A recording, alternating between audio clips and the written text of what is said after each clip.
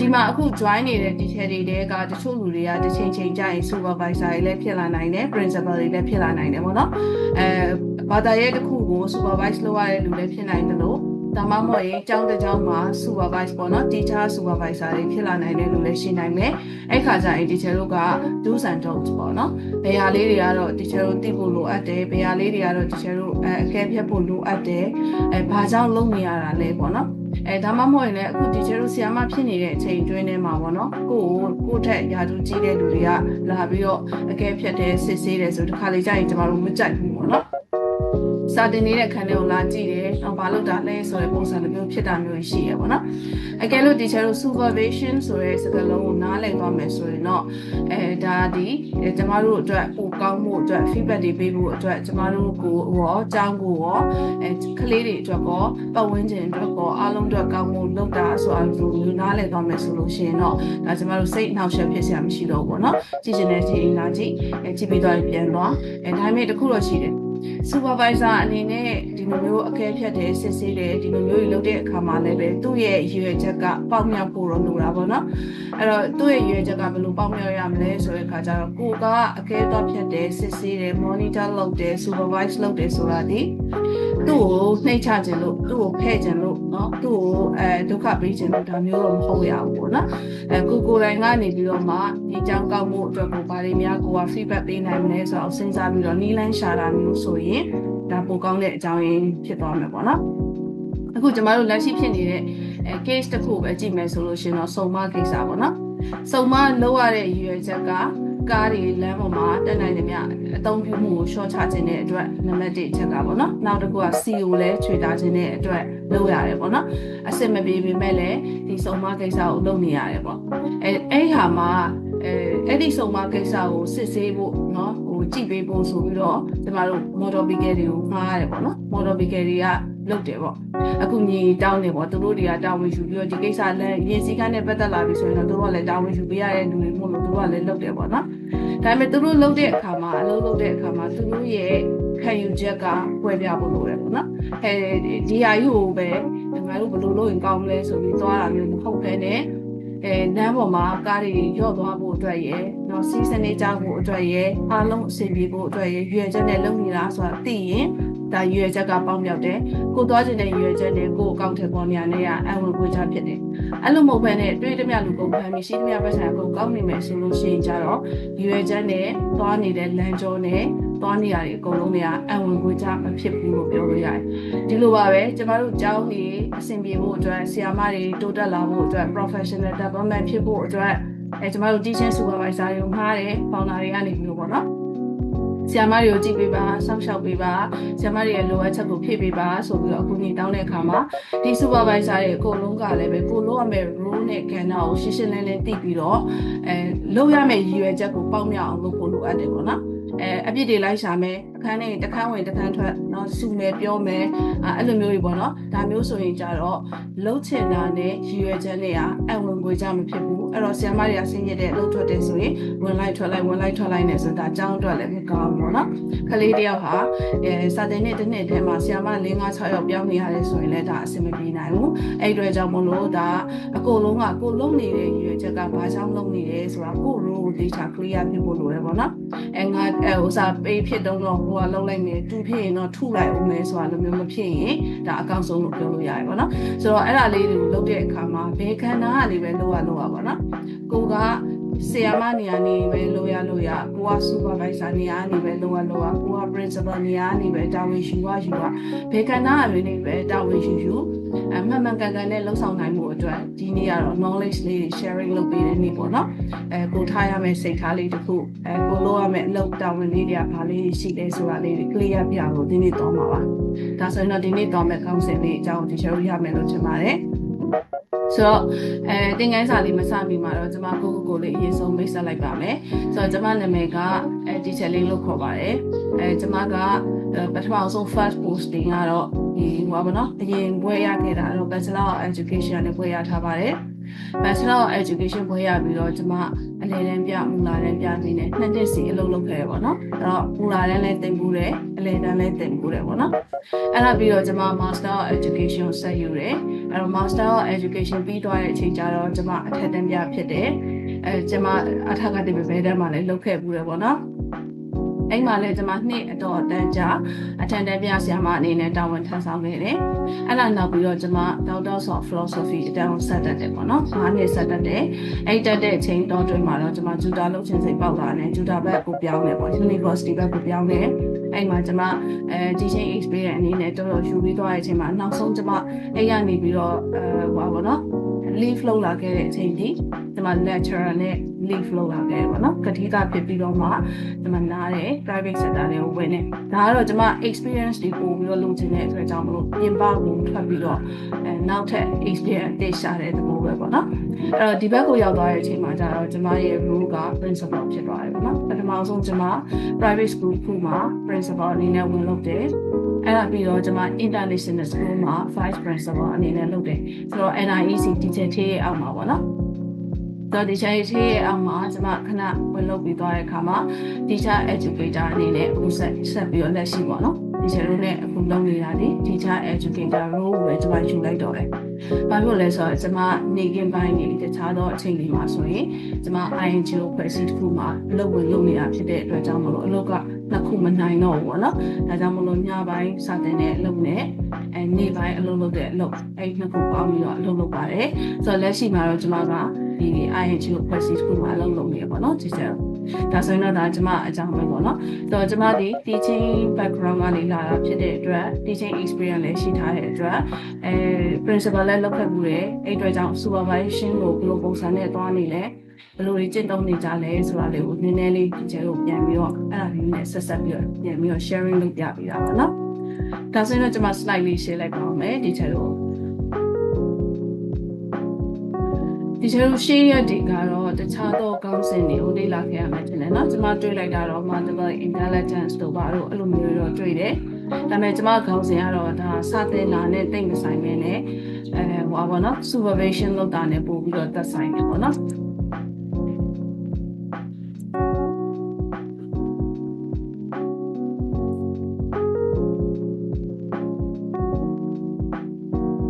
တော့ဒါကကျမတို့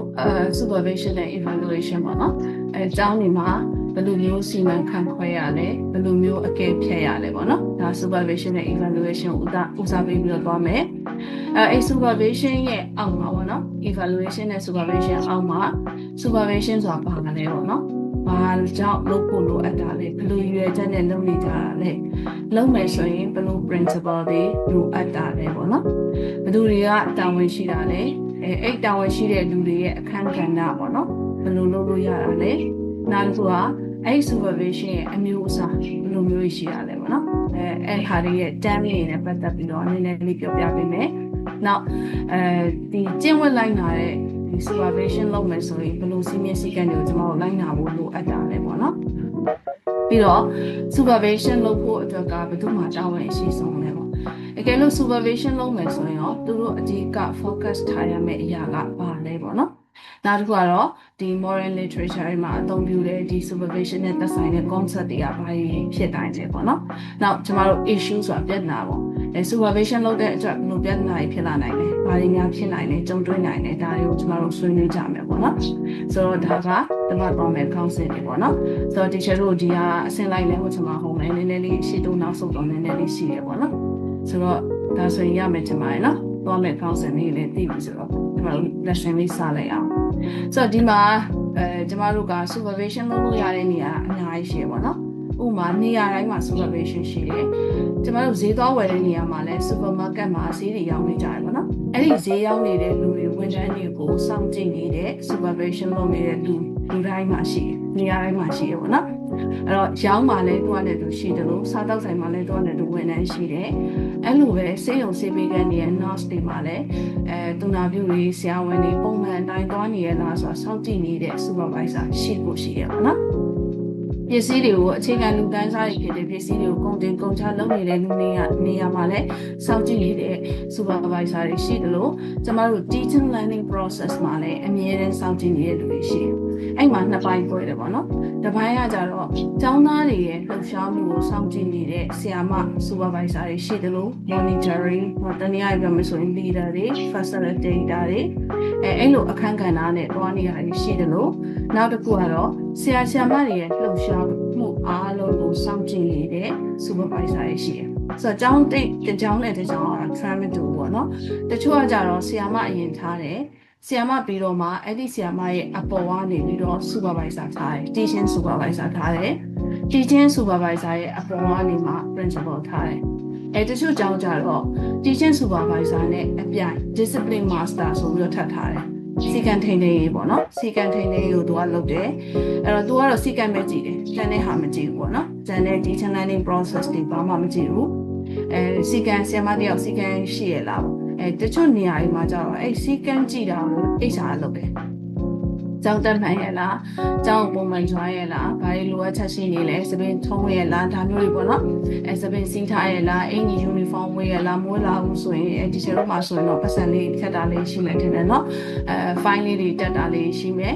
တချို့ကျောင်းတွေမှာဆိုရင်လည်းအဲ့လိုမျိုးလေးပေါ့လိုက်စောင့်ကြည့်တဲ့လူရှိအဲ့တော့ခန္ဓာကကျောင်းရဲ့ frame တစ်ခုပေါ်မှာမူတည်ပြီး organization တစ်ခုရဲ့ပေါ်မှာမူတည်ပြီးတော့ supervise လုပ်နေကြတာတော့မတူဘူးပေါ့နော်ဒါပေမဲ့အခုဒီမှာတော့ကျမတို့က supervise လုပ်နေတာဒီဘယ်လိုလုပ်မှာလဲဆိုရင်ဆရာမတွေကိုလုပ်တဲ့ supervision ကိုအဓိကဦးစားပေးပြီးပြောပါမယ်ဆိုတော့တစ်ချိန်ကျရင်ဒီချက်တော့အဲ့ supervisor နေရာတွေကိုရောက်လာမဲ့လူတွေဖြစ်နိုင်တယ်ပြီးရင်ဒီချက်တို့ကိုယ်တိုင်ကလည်း supervise လုပ်ခံနေရတဲ့လူတွေဖြစ်နေတဲ့အတွက်ဒါတွေနားလည်ထားဖို့လိုအပ်တယ်ပေါ့နော်ဒီတိုင်းဟဲ့ငါ့ကိုဘာလို့လာပြီးတော့ပြောနေရလဲဒါကဘာဖြစ်လို့ဒီလိုလုပ်ရလဲဘာလို့ဒါမျိုးလုပ်ခိုင်းတာလဲဆိုတာမျိုးမဖြစ်တော့ဘူးပေါ့နော်ဒီချက်တော့ဆိုတော့teaching ကို supervise လုပ်နေတဲ့အတွက်ကြောင့်မလို့ဒီလို supervise လုပ်လိုက်ခြင်းကဘာတွေတိုးတက်နိုင်လို့ရှိတယ်ပေါ့နော်ဆိုတော့တနည်းအားဖြင့်ပြောမယ်ဆိုရင်တော့ဆရာဆရာမတွေရဲ့စာသင်ကြားမှု skill တွေကိုတိုးတက်လာအောင်လုပ်ပေးလို့ရတယ် teaching skill တွေတက်လာအောင်လုပ်လို့ရတယ်နောက်တစ်ခုကဆရာမတွေမှာ different levels of development ရှိတယ်ဟိုမှာတချို့က master နဲ့ဝင်ထားရှိတယ်တချို့က doctorate degree နဲ့ပေးထားတာရှိတယ်အဲ့ဒီလာစာတွေပေးထားတာမှာအကုန်ညီတူညီမျှဖြစ်နေတယ်ဆိုရင်ဘယ်သူကတိုးပေးဖို့လိုတာလဲဘယ်သူက short ပေးဖို့လိုတာလဲဟုတ်ပြီ doctorate ရထားတဲ့အတွက်လာစာတိုးပေးထားတယ်ဆိုလို့ရှိရင်လည်းအဲ့ဒီလိုလာစာတိုးပေးထားတာနဲ့အဆင်ပြေအောင်ဒီဆရာမကသွားနေရလားဆိုတာကိုလေ့လာဖို့လိုအပ်တယ်ဒါ teaching ပိုင်းမှာလိုက်ကြည့်တာပေါ့နော်ဆရာမဒီပေးထားတဲ့လာစာနဲ့ထိုက်တန်အောင်သူ့ရဲ့လုပ်ပုံကိုင်ပုံတွေက effective ဖြစ်ရလားအဆင်ပြေရလားပေါ့နော်တချို့က doctorate ရထားတာရှိတယ်ဒါပေမဲ့သုံးမရအောင်ဆိုတာဘယ်လိုမျိုးပြောရလဲဆိုတော့တဲ့ပြောလိုက်တာပေါ့နော်သုံးမရအောင်ဆိုတာတော့တချို့ကကြောက်တယ်မုန်းကြီးကြည့်ပြီးစတဲ့နေရာရှိတယ်သူ့ကိုကြည့်လိုက်လို့ရှင်တော့သူကဟိုပါပေါ့နော်စာအရင်နားလဲတယ်စာတော့သွားတယ်သူကနေပြီးတော့သူများကိုစာပြန်ရှင်းပြဆိုရင်ဒါဘာကြောင့်ဖြစ်တယ်ဆိုတာကိုသူများကိုပြောပြလို့ရတယ်ဒါပေမဲ့စာသင်ဆိုတဲ့အချိန်ကျတော့ကြောက်တယ်မုန်းပဲကြည့်ပြီးတဲ့နေရပေါ့နော်ထိထိရောက်ရောက်မသင်နိုင်ဘူးဒါမျိုးရှိတယ်ဆိုတော့ teaching ပိုင်းမှာလည်းပဲကျမတို့ကဆရာမတွေကိုစောင့်ကြည့်နေတာရှိတယ်နောက်တစ်ခါဆရာမတွေကို learning ပိုင်းလည်းကျမတို့ကြည့်တယ်ပေါ့နော် learning ကဘယ်လိုမျိုးကြည့်ရလဲဆိုလို့ရှိရင်ဒီ learning တစ်ခုဖြစ်သွားပြီဆိုလို့ရှိရင်ဆရာမတယောက်ရဲ့ emotional ဘိုင်းရောเนาะပြီးတော့သူ့ရဲ့ social ဘိုင်းရောသူ့ရဲ့ cognitive ဘိုင်းရောအများကြီး computer တက်သွားတယ်မသိသေးတဲ့လူနဲ့သိသွားတဲ့လူနဲ့ကမတူဘူးပေါ့နော်ဘာမှနားမလည်သေးတဲ့လူတယောက်ကိုဟဲ့ဆရာမဆိုတာဒီလိုဆရာမဆိုတာဘယ်လိုဆိုပြီးပြောရတာထက်ဆရာမအကြောင်းသိထားလို့เนาะသူလေးလာတင်ထားတဲ့ဘာသာရေးတွေအကုန်လုံးများလာတဲ့အချိန်မှာသူနားလည်သွားတဲ့အခါမှာတအားရှင်းပြဆရာလို့တော့အဲ့တော့သူဒီသိမှုဘိုင်းရော emotional ဘိုင်းရောအများကြီးပြောင်းလဲသွားတယ်အဲ့လိုပဲသူ့ရဲ့ဒီဘဝဝင်ကျင်ပေါ်မှာလှမ်းမှုကလည်းပြောင်းလဲသွားတယ်အရင်ကရှိသမျှလူအကုန်လုံးထက်သူကတော်ရဲလို့ထင်တယ်ဒါပေမဲ့လေးလာတင်ယူမှုတွေပြီးသွားတဲ့အခါမှာငါတက်ထားတာဘာမှမဟုတ်ပါလားသိဖို့တွေအများကြီးလိုပါသေးလားဆိုလိုမျိုးဖြစ်သွားတဲ့အခါမျိုးဆိုရင်နည်းနည်းလေးပြန်ပြီးတော့ short သွားတယ်သူကနေမှပတ်ဝန်းကျင်ကိုလှမ်းမှုတွေတအားကြီးမဖြစ်တော့ဘူးပေါ့နော်အရင်တော့တမိုးအောက်တယောက်လို့ထင်တယ်အခုကျတော့အမိုးအောက်ထဲမှာလူတွေအများကြီးရှိတယ်ဆိုတော့သဘောပေါက်သွားတယ်ပေါ့နော်တခါလေးကျရင်သူတို့ရတဲ့ experience တွေကလည်းတယောက်နဲ့တယောက်မတူကြဘူးပေါ့နော် experience ဘယ်လိုမတူတာလဲဆိုရင်တချို့လူတွေက တင်ကြားရေးမှာလည်း experience ရှိတယ်နောက်ခုနကတင်ကြားမှုတင်ယူမှုလုပ်ငန်းတွေမှာလည်း experience ရှိတယ်ဆိုတော့စာရေးလည်းအများကြီးလေ့လာဖို့တယ်သင်တန်းတွေအများကြီး join မှုတယ်အတွေ့အကြုံတွေအများကြီးရှိထားတယ်ပေါ့နော်အဲ့ဒီတော့ကြောင့်မလို့သူ့ရဲ့ knowledge တွေဒီထပ်ပြီးတော့စုနေတယ်တိုးနေတယ်ပေါ့နော်ဆိုတော့ကျမတို့အရင်တော့ BED လောက်ဝေးရသွားတဲ့အချိန်မှာကျမတို့စိတ်ထဲမှာဘယ်လိုထင်လဲဆိုရင်ငါတင်ကြားရေးနဲ့ပတ်သက်တဲ့ဘွဲ့ဒီဂရီတစ်ခုရထားတာပဲပညာရေးမှာငါ့ကိုဒီမှာရှင်းလို့မရအောင်ဆိုတွေ့သမျှအကြောင်းမှာတွေ့သမျှဆရာမကြီးနဲ့ရန်လိုက်ဖြစ်တာနော်တခုခုဆိုရင်တော့ဘယ်လောက်တက်လို့လဲငါ့ဘို့တက်တာပေါ့အဲ့လိုမျိုးပေါ့ငယ်တာလည်းပါတယ်ပြီးသွားလို့ဆိုလို့ရှိရင်ဒီလိုမျိုးပေါ့နော်ကိုအထင်ကြီးတာလည်းပါတယ်ပေါ့ငယ်တဲ့အချိန်မှာကျတော့တအားကြီးဒါကိုမတွေးတတ်သေးဘူးပေါ့နော်master degree လောက်ရောက်လာတဲ့အခါကျတော့စာဖတ်လာတဲ့အခါမှာဒီပင်လယ်ပြင်ပေါ့နော် education ဆိုရယ်ပင်လယ်ပြင်ရဲ့ learning ဆိုရယ်နေရာကြီးကအရန်ကျေပြင်းမှသိလာဒီကျတော့အခုနေလေ့လာမယ်ဆိုပြီးတန်းတန်းနေလိုက်တတ်ကြည့်ပေါ့နော်အင်္ဂလိပ်စာကိုပဲ specific လုပ်ပြီးပြောမယ်ဆိုရင် TKD ကနေစလိုက်တာ TKD ရှိမယ် CELTA ရှိမယ် Delta ရှိမယ် TESOL ရှိမယ်အဲ့မှာနေမယ်ဒီကျတော့၄ဘွဲလောက်ယူရတော့မယ်ပေါ့နော်အဲ့လိုပဲ teacher learning ဘက်ကိုဆင်းမယ်ဆိုရင်လည်း teacher learning ဘက်မှာ teacher တို့ယူလို့ရတဲ့ learning နဲ့သက်ဆိုင်တဲ့ဘွဲတွေအများကြီးရှိတယ်ဥပမာကလေးနဲ့သက်ဆိုင်တဲ့ဟာကိုသွားမယ်ဆိုရင် ECCD ရှိရယ် child psychology ရှိရယ်အများကြီးရှိသေးတယ်ပေါ့နော်အဲ့ကနေမှထပ်ပြီးတော့education နဲ့သက်ဆိုင်ပြီးကိုကဆွေးနွေးနေသိစင်နေဆိုရင် counseling ရှိရယ် clinical ရှိရယ်ဒါမျိုးတွေခွဲထွက်သွားတယ်ဆိုတော့ကိုမသိသေးတာတွေအများကြီးပါလားဆိုတော့သိလာတဲ့အချိန်မှာကိုယ့်ရဲ့ knowledge တွေ limitation ရှိနေတယ်ဆိုတော့စပြီးနားလည်လာတယ်ပေါ့နော်အဲ့တော့အရာတိုင်းကိုသိတယ်ဆိုတဲ့ပုံစံနဲ့နေလို့မရတော့ဘူးဆိုတော့ကိုကဘာဖြစ်လာလဲဆိုတော့ changes တွေဖြစ်လာတယ်ကိုယ့်ရဲ့ knowledge တွေ changes ဖြစ်လာရင်ကိုပြောတဲ့စကားတခြားလူတွေကိုလွှမ်းမိုးမှုတခြားလူတွေနဲ့ပတ်ဝန်းကျင်တွေနဲ့ဆက်ဆံရေးထားတဲ့အားလုံးမှာ changes လိုက်ပြီးတော့ဖြစ်လာတယ်ပေါ့နော်နောက်တစ်ခုကသင်တန်းတွေများတက်လေ teacher skill တွေတက်လာနေမယ်skill တွေအပြည့်ပြည့်တက်လာတယ် teacher တို့ရဲ့တန်ဖိုးထားမှုတွေကွဲပြားလာတယ်ပေါ့နော်တန်ဖိုးထားမှုကွဲပြားလာတယ်ဆိုတာဘယ်လိုမျိုးလဲဆိုတော့အရင်တော့ဆိုရင်တခြားလူဆိုရင် certificate လေးတစ်ခုရတာပဲဘာထင်ကြီးစရာရှိမှလဲလို့တွေးတယ်ဒါပေမဲ့ကို certificate ယူလိုက်တဲ့အခါကျတော့၄လတော့5လတော့ training တစ်ခုကိုတက်ပြီး certificate ယူလိုက်တဲ့အခါမှာ effort စိုက်ထုတ်ရတယ်စူးစမ်းရတယ်နားလည်အောင်လုပ်ရတယ်ဆောင်းမွဲအောင်လုပ်ရတယ်ပြီးရင် attendance ကိုဆောင်းမွဲအောင်လုပ်ထားပြီးတော့မှဒီ certificate တစ်ခုကိုခဲရင်းနဲ့ယူထားရတယ်ဆိုတော့ဒါသူများ certificate တစ်ခုယူရဲဆိုရင်အရင်လိုလက်လို့ဆိုပဲမဖြစ်တော့ဘူးပေါ့နော်အဲ့တော့တကယ်ကို quality assurance ပေးနိုင်တဲ့နေရာတွေကပေးတဲ့ certificate ဆိုပိုတော့မှခက်သေးတယ် team work တွေရော group work တွေရော presentation တွေရောအများကြီးပဲပေါ့နော်ဆိုတော့အလုပ်ပေါ်မှာမြင်တဲ့အမြင်တွေတခြားလူပေါ်မှာမြင်တဲ့အမြင်ကလေးတွေပေါ်မှာမြင်တဲ့အမြင်အကုန်လုံး changes ဖြစ်လာတယ်။အဲ့ဒီဖြစ်လာတဲ့ changes တွေအကုန်လုံးရော teaching ပိုင်းကတိုးတက်မှုတွေရောအကုန်လုံးကိုလိုက်ပြီးတော့စောင့်ကြည့်တာကို supervision လုပ်တယ်လို့ခေါ်တယ်။ကျွန်တော်တို့စောင့်ကြည့်ပေးနေရပါတော့။အဲ့ဒီ teaching supervisor စာတွေကစောင့်ကြည့်ပေးနိုင်ရလားဆိုစောင့်ကြည့်ပေးနိုင်တယ်လို့ပြောရမှာပေါ့နော်။သူကဒီအကြောင်းအရာတစ်ခုပဲလုပ်ရရှိတဲ့အတွက်အမြဲတစေတော့စောင့်ကြည့်နေတယ်။နောက်တစ်ခုက learning ကိုကျွန်တော်တို့ကဘယ်လိုနေနဲ့သဘောထားရမလဲဆိုလို့ရှိရင်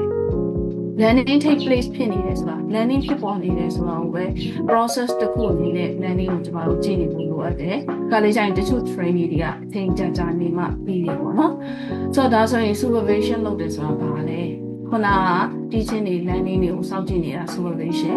နောက်ထပ် supervision တစ်ခုကကြတော့လူတိုင်းရဲ့ professional ကိုဖွံ့ဖြိုးတိုးတက်လာသူသဖြင့်ဆရာမတွေရဲ့ professional တိုးတက်မှုကိုအထောက်ပံ့ပေးနိုင်အောင်လုပ်ပေးတာဒီ supervision ဆိုတော့ဆရာမတွေရဲ့ professional group ကိုအထောက်ပံ့ပေးအောင်လုပ်ပေးတဲ့ supervision ကဘယ်လိုနည်းတွေနဲ့လုပ်ပေးတာလဲဆိုတော့အဓိကတော့ feedback ပေးတာပဲ teacher စာသင်တာကဘယ်လိုလေးတော့ဖြစ်နေတယ် teacher ဒါလေးကိုဒီလိုလေးသင်ပါလား teacher ဒီလိုလေးတော့လုပ်ပါ teacher နဲ့ကလေးတွေကြားထဲကအပြန်အလှန်ဆက်သွယ်မှုဒီဘယ်လိုလေးဖြစ်နေတယ်ကလေးတွေက teacher ကိုဘယ်လိုလေးထင်နေတယ်ဒါမျိုးတွေ feedback ပေးတာကိုပြောတာပေါ့နော်ဆိုတော့အဲ့ feedback ဒီ positive feedback ဖြစ်ဖို့လိုတယ်အဲ့ feedback ဒီသူ့အကျိုးကိုလိုလားပြီးပေးတဲ့ feedback ဖြစ်ဖို့လိုတယ်supervisor တယောက်ဖြစ်လို့ဆိုပြီးတော့အတန်းထဲမှာပေါ့နော်ရှိသမျှအမှားအယွင်းတွေကိုလိုက်ရှာပြီးတော့ mistake တွေရှာပြီးတော့ပြောနေရမယ်လို့မဟုတ်ဘူးပိုကောင်းမှုအတွက်ပိုတိုးတက်စေဖို့အတွက်သူ့ရဲ့ professional ဘိုင်းမှာလိုအပ်ချက်ရှိနေတာကို feedback ပေးနိုင်အောင်လို့ကြိုးစားရမယ်အဲ့တော့စာသင်ခန်းထဲကိုဝင်ပြီးတော့ကြည့်လိုက်တယ်ဆိုရင်ကလေးတွေနဲ့ဆရာမနဲ့ကြားထဲက classroom interaction ပေါ့နော်အပြန်အလှန်ဆက်သွယ်မှုကဘယ်လိုဖြစ်နေရလဲ အဲ့ဒါနဲ့ပတ်သက်ပြီးတော့ကိုကအကြံပေးလို့ရတယ် feedback ပေးလို့ရတယ်ဆရာမရဲ့စာသင်ကြားနည်းဘာဖြစ်နေရလဲပေါ့နော်အရှိရဆရာမစာသင်တယ်နောက်ဆုံးလကလေးတွေကဆော့နေအရှိရဆရာမစာသင်တယ်ကလေးတွေကမငြိမ်မသက်ဖြစ်နေတယ်ဒါဆိုရင်ဒီဆရာမဘယ်လို control လုပ်ပါလဲပေါ့နော်အဲ့မှာလည်းပဲ2မျိုးနှစ်ဆရှိသေးတယ်တချို့ကlearning with fun လို့ပြောတာပေါ့နော်ပျော်ပျော်ရွှင်ရွှင်နဲ့ကလေးတွေစာသင်ရမယ်ဆိုပြီးတော့စာသင်ခန်းထဲမှာကလေးတယောက်ကိုမှမစိုးလုံးဝမစိုးအဲ့တော့သူကစာသင်တယ်ကလေးတွေနားထောင်ခြင်းနားထောင်နားမထောင်ခြင်းနားမထောင်လဲပေါ့နော်အဲ့ပုံစံတိုင်းသွားတယ်တချို့အဲ့လိုမျိုးဆိုရင်ရောမှန်တယ်လို့ထင်တယ်တချို့ရဲ့အယူဆပါပေါ့နော်သူကကလေးတွေကို learning with fun ပြရမယ်ပေါ့နော်ကလေးတွေကပျော်ပျော်ရွှင်ရွှင်နဲ့စာသင်ခန်းထဲမှာစာသင်ရမယ်ကလေးတွေပျော်ရမယ်အဲ့တော့အဲ့ဒီကလေးတွေပျော်ပျော်ရွှင်ရွှင်နဲ့စာသင်ရမယ်ဆိုတဲ့အတွက်သူကကလေးတွေကိုစာသင်ခန်းထဲဝင်တော့ရတယ်ဟောက်ခြင်းမရှိဘူးစူခြင်းမရှိဘူးဘာမှပြောဆိုခြင်းမရှိဘူးအဲ့တော့သူကစာသင်နေတဲ့အချိန်မှာကလေးတွေကစော့ကျင်တိုင်းစော့နေတယ်လှုပ်ကျင်တိုင်းလှုပ်နေတယ်တယောက်နဲ့တယောက်စကားပြောချင်ပြောနေတယ်ဆရာစာသင်တာလည်းနားမထောင်ဘူးဆရာမစာသင်တာလည်းအာရုံမစိုက်ဘူးဒါဆိုရင်အဲ့ဒီသင်ကြားနေတဲ့ classroom တွေအဆင်ပြေတယ်လို့ teacher တို့ထင်မလားပေါ့နော်ဘယ်လိုလေးထင်လဲ teacher တို့အမြင်လေးကိုပြောကြည့်ပေးပါဦ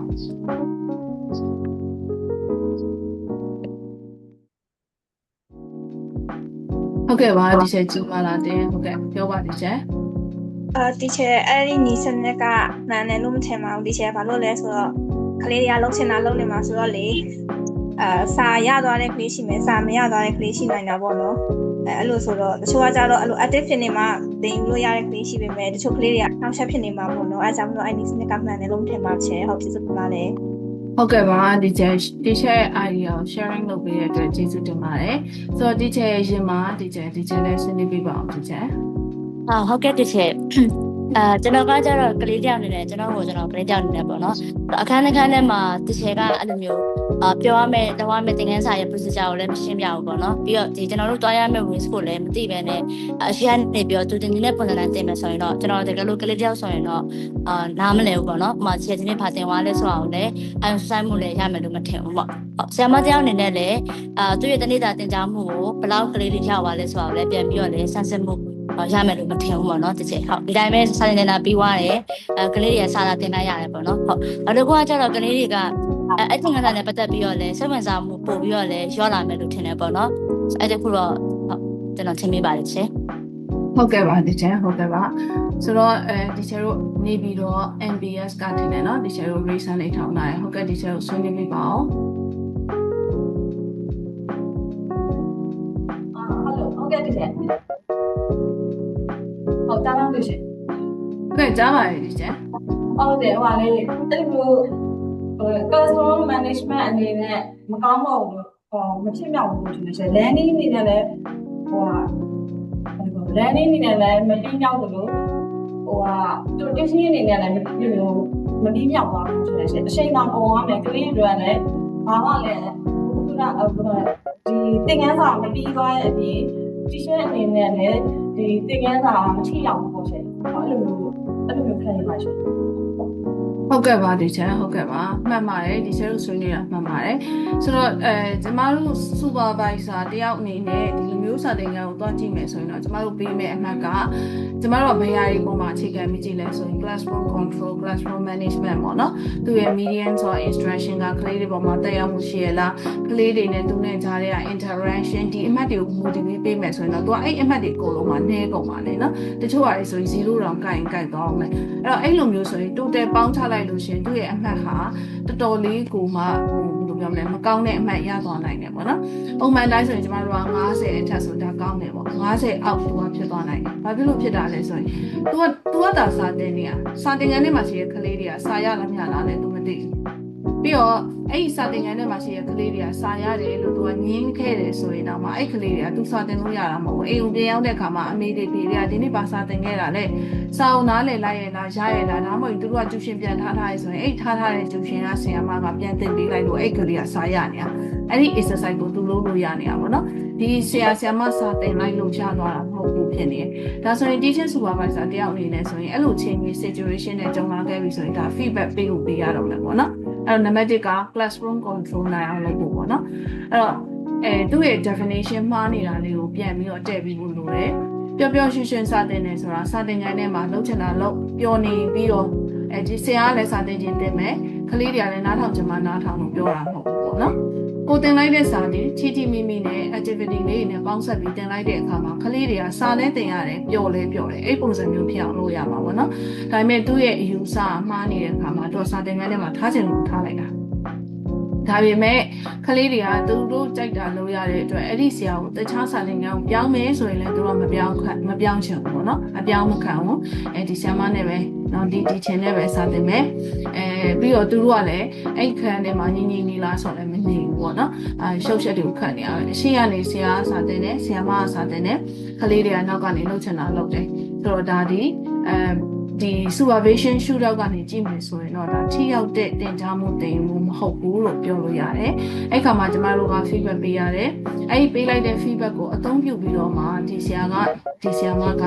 နောက်တစ်ခါစာသင်တဲ့အခါမှာပြင်ပြီးတော့သင်ရတယ်ပေါ့နော်။သူ့ရဲ့ classroom control တွေကိုပိုကောင်းလာအောင်လုပ်ရတယ်။သူစာသင်နေတာကိုကလေးတွေစိတ်ဝင်စားလာအောင်လုပ်ရတယ်။ဒီလိုနည်းတွေပြောင်းလဲပြီးတော့လုပ်လိုက်တဲ့အခါမှာသူ့ရဲ့တင်ကြားမှုတင်မှုတွေပိုပြီးတော့ထိရောက်လာတယ်။အဲ့လိုထိရောက်တဲ့တင်ကြားမှုတင်မှုဖြစ်ဖို့လုပ်ပေးတာဒီ supervision လို့ခေါ်တယ်။ဆိုတော့ဗျာလူတစ်ခုအပေါ်ကနေနေခြင်းတိုင်း supervision လုပ်တာမဟုတ်ဘူးနော်။ခါကျရင်ချွတ်လွဲမနေတာက supervision လုပ်တယ်ဆိုတာငါသူများကိုဆရာလုပ်ရရင်ပြီးတော့ဗောနော်။ဘာဖြစ်ငါတော့ဆရာလုပ်မှပဲဆိုတာမျိုးတွေးနေမှာဆိုလို့ပါ။ဆိုတော့ supervision ဆိုတာဒီတနည်းအားဖြင့်ပြောမယ်ဆိုရင်တော့သင်ကြားနေတဲ့ဆရာမတိုင်းရဲ့အတွက်ပေါ့နော် feedback တစ်ခုခုပေးနိုင်အောင်အကြံဉာဏ်တစ်ခုခုပေးနိုင်အောင်ကိုက control လုပ်ဖို့မဟုတ် advice ပေးဖို့ပေါ့နော်အကြံဉာဏ်ပေးဖို့အတွက်ကို UTP သွားတဲ့လုပ်ငန်းတစ်ခုဖြစ်ပါတယ်အဲ့တော့ကိုသာတေချာအကောင့်ထဲပေါ်မယ်ဆိုရင် teaching learning process ကထိနေတယောက်တဲ့အကျိုးလည်းဖြစ်ထွန်းတယ်ဆရာမတွေဂျားထဲမှာလည်းဘာပြဿနာမှမရှိဘူးပြောလို့ရတယ်ပေါ့နော်နောက်တစ်ခုကတော့ကျောင်းတစ်ကျောင်းရဲ့အောင်မြင်မှုကအဲ့ဒီ supervision ဘယ်လောက်ကောင်းလဲဆိုတဲ့အချက်ပေါ်မှာအများကြီးနေတည်နေတယ်ဆိုတော့ဒီကျောင်းတစ်ကျောင်းကလူတွေကြားထဲမှာနာမည်ကြီးတယ်ဒီကျောင်းရဲ့နော်ဟိုပါပေါ့နော် reputation ကအရင်ကောင်းတယ်အဲ့မိဘတွေကပြန်มาသွားကြည့်ရလဲဆိုတော့ Facebook မှာပဲသွားရှာတာပေါ့နော်ပြီးရင်မိဘတွေရဲ့ rumor ကိုနားထောင်တယ်မိဘအချင်းချင်းစုံစမ်းတယ်ဟဲ့နေ့ကလေးကိုနေပြန်มาကြောင်းထားတယ်ငါတော့ပဲကြောင်းมาထားတယ်အဲ့ကြောင်းမစိုးကလေးတွေကိုစတယ်လေအဲ့ဒီကြောင်းကဆရာဆရာမတွေကလေတဘောကောင်းတယ်အဲ့ကြောင်းကဆရာဆရာမတွေကကလေးတွေကိုပြီးလို့ဆိုင်တယ်ငါတို့ကလေးကိုတော့ဘယ်လိုလေးလုပ်ပေးတယ်အပြင်မှာကျူရှင်ထားကြမလို့တော့အဲ့ကြောင့်ဆရာမကြီးစာတင်လိုက်တဲ့အခါကျရင်ကလေးကစာနားလည်နေတယ်ဒီလိုမျိုးလေးပေါ့နော်ဒီလိုမျိုး information တွေကိုလက်ဆင့်ကမ်းတဲ့အတွက်ကြောင့်မလို့ကျောင်းတွေကနာမည်ကြီးလာတယ်အဲ့လို information တွေလက်ဆင့်ကမ်းနိုင်အောင်လို့ပေါ့နော်ဒီမှာဆိုကြပါဆိုကျောင်းကတည်တဲ့ information ဆိုရင်ငါ Viber group ထဲမှာရေးလိုက်တာနဲ့ချက်ချင်းငါ့ကို response ပြန်တယ်အဲ့လိုပြန်အောင်ဘယ်သူ instruction ပေးထားရလဲပေါ့နော်ဆိုတော့ principal ရဲ့အခန်းကဏ္ဍ supervisor ရဲ့အခန်းကဏ္ဍတွေဒီမှာအရင်အရေးကြီးလာတယ်ပေါ့နော်အဲ့တော့သူတို့ရဲ့ supervision ကောင်းတယ်သူတို့ရဲ့လမ်းညွှန်မှုက instruction ပေးမှု guidance ပေးမှု feedback ပေးမှုကကောင်းတယ်ဆိုရင်ကျောင်းရဲ့အောင်မြင်မှုကလည်းတဟုန်ထိုးတိုးတက်လာလိမ့်မယ်ဒါပေမဲ့တခုတော့ရှိရပါတော့ paper test တွေ workload တွေရန်ညာเนาะအမှတ်တွေခြေရစာမွေးမေးခွန်းထုတ်ရစာရွက်စာတမ်းတွေပြင်ရဆင်ရကလေးတွေရဲ့ exercise board တွေစေရအဲ့အမျိုးကြီးလောက်ရတာများတယ်ဂျားထဲမှာဆရာမအချင်းချင်းရဲ့တယောက်ချင်းစီရဲ့ဟိုအားတာချက်အားနည်းချက်တွေ criteria တွေနဲ့ဒီလေးဖြည့်ပါအောင်ဆိုရင်ဒါအရင် workload တွေများသွားတယ်ပေါ့နော်တချို့သော workload တွေ paper task တွေဖြစ်နိုင်ရင် short လာတော့အကောင်းဆုံးပဲပေါ့နော် paper task တွေ paper work တွေအရင်များလာရင်ဆရာမကစာတင်ကြားရေးမှာပိုကောင်းအောင်တင်ဖို့အတွက် effort ဆိုင်ထုတ်လိုက်တော့ပြင်မှန်းသွားရင်ညအိမ်အောင်လို့ရှိရင်တကူကုန်တယ်ပေါ့နော်အဲ့စာတွေထပ်နိုင်ဖို့အတွက်ရေးနေရတယ်ဆိုရင်ဒါအဆင်မပြေတော့အဲ့ဒီလိုအရေးမြင်မဲ့အစားပေါ့နော်ဆရာဆရာမတွေရဲ့တင်ကြားရေးပိုကောင်းလာအောင်ဟိုပါပေါ့နော် teaching materials တွေ learning materials တွေစဉ်းစားတယ် teacher နဲ့ idea ထုတ်တယ် activity လေးပိုကောင်းအောင် lesson plan လေး prepare လုပ်တယ်ဒါမျိုးတွေကပို့ပြီးတော့အကောင်းတဲ့ဘက်ကိုသွားတယ်ပေါ့နော်ဆိုတော့ supervisor အနေနဲ့ကလည်းအဲ့ဒီစာရွက်စာတမ်းတွေလာထပ်နေတာကိုပဲအာရုံမစိုက်ခင်နဲ့ဒီတင်ကြားရေးတင်ယူမှုမှာထိရောက်တဲ့လုပ်ငန်းတွေလုပ်နေတာကိုပို့ပြီးတော့အာရုံစိုက်တင်တယ်ပေါ့နော်ဆိုတော့ supervision ကောင်းရင်ဒီကျောင်းရဲ့အောင်မြင်မှုကလည်းကောင်းတယ်လို့ပြောလို့ရတယ်ကျွန်တော်တို့နောက်ဆုံးကျတော့ paper တွေရဲ့ evidence ကြံရေးခဲ့ရင်ကြတော့လေတိရောက်တဲ့တင်ကြားမှုတင်မှုဖြစ်မှာမဟုတ်ဘူးပေါ့နော်ဆီယာမကအကယ်လို့ဒီလိုမျိုးစာရွက်စာတမ်းတွေအရန်လုံးနေရတယ်ဆိုရင်ကလေးတွေရဲ့အိမ်စာစစ်မှုမှာအချိန်နည်းသွားတယ်ကလေးတွေရဲ့အိမ်စာစစ်မှုမှာအချိန်နည်းသွားလို့ရှိရင်မှားနေတဲ့ပုံစံတစ်ခုအမှန်ချင်းချစ်ပြီးတော့ပြန်ပေးလိုက်ရင်မိဘတွေကဘယ်လိုဖြစ်သွားမလဲနင်းဆီယာမကြည်စံအမားကြီးဖြေထားတာကိုအမှန်ပေးထားတယ်ဆိုတာမျိုးဖြစ်သွားနိုင်တယ်ဒါကြောင့်မို့လို့ တက်နိုင်တယ်များပေါ့နော် paper test တွေကိုသာ supervisor ဖြစ်ခဲ့မယ်ဆိုရင်ပေါ့နော်paper test တွေနည်းနည်းတက်နိုင်တယ်များကြည်လေးဖြစ်အောင်လို့ပြီးတော့ရင်ကလေးတွေရဲ့တင်ကြားမှုတွေကိုအာရုံပို့ပြီးတော့စိုက်နေအောင်လို့တွန်းအားပေးရမယ်လို့ပြောလို့ရပါတယ်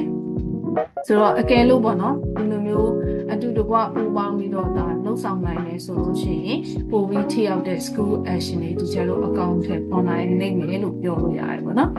ဆိုတော့ supervisor တွေကတဲ့တနည်းအားဖြင့်ပြောမယ်ဆိုလို့ရှိရင်တော့သူတို့လိုချင်တဲ့ instruction တွေတိုးတက်မှုရှိလားမရှိလားဆိုတာကိုဘေးနားနေပြီးတော့ကုညီဖြည့်ဆည်းပေးတဲ့လူတွေတဲ့ assistant တွေပေါ့နော် supervisor ဆိုတော့အပေါ်က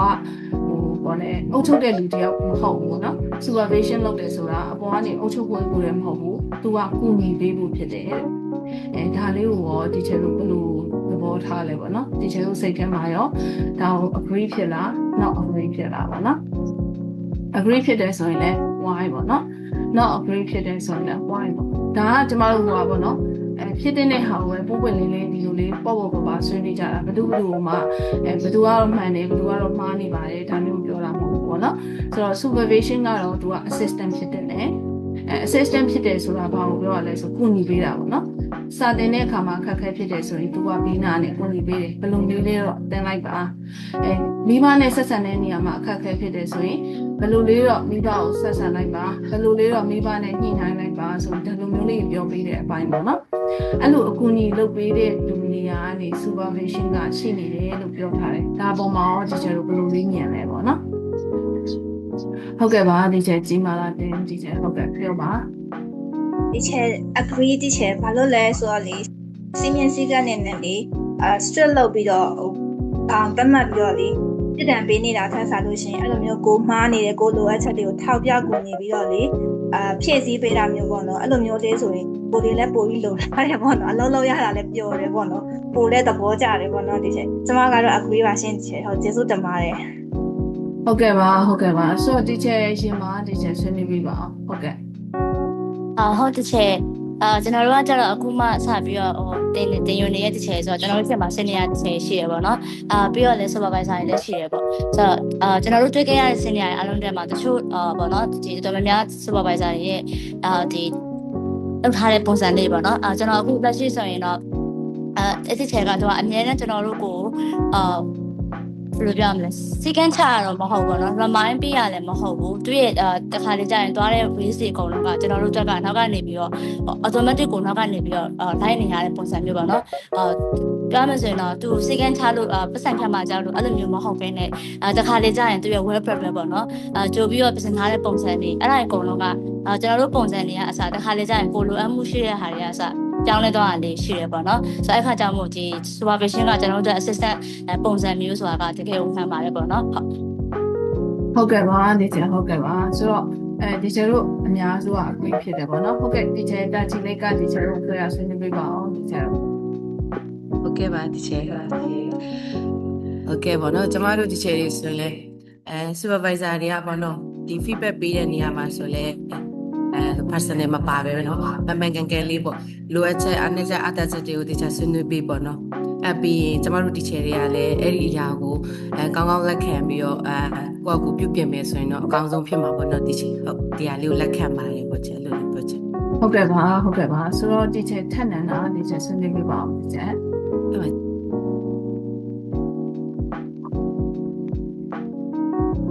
ဟုတ်ကဲ့ဒီချက်ဒီချက် reason လေးထောင်းလိုက်တာလားလို့ဒီချက်ထက်နန်တာ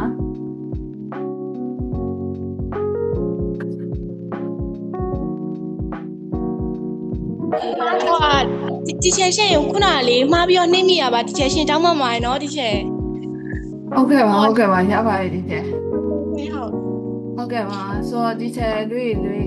ရိုင်ဒီချက်ဟုတ်ကဲ့ good morning teacher good morning မှာဒီချက်မတွေ့တာနောက်ဆိုင်ကိုစီဒီချက်အခုကို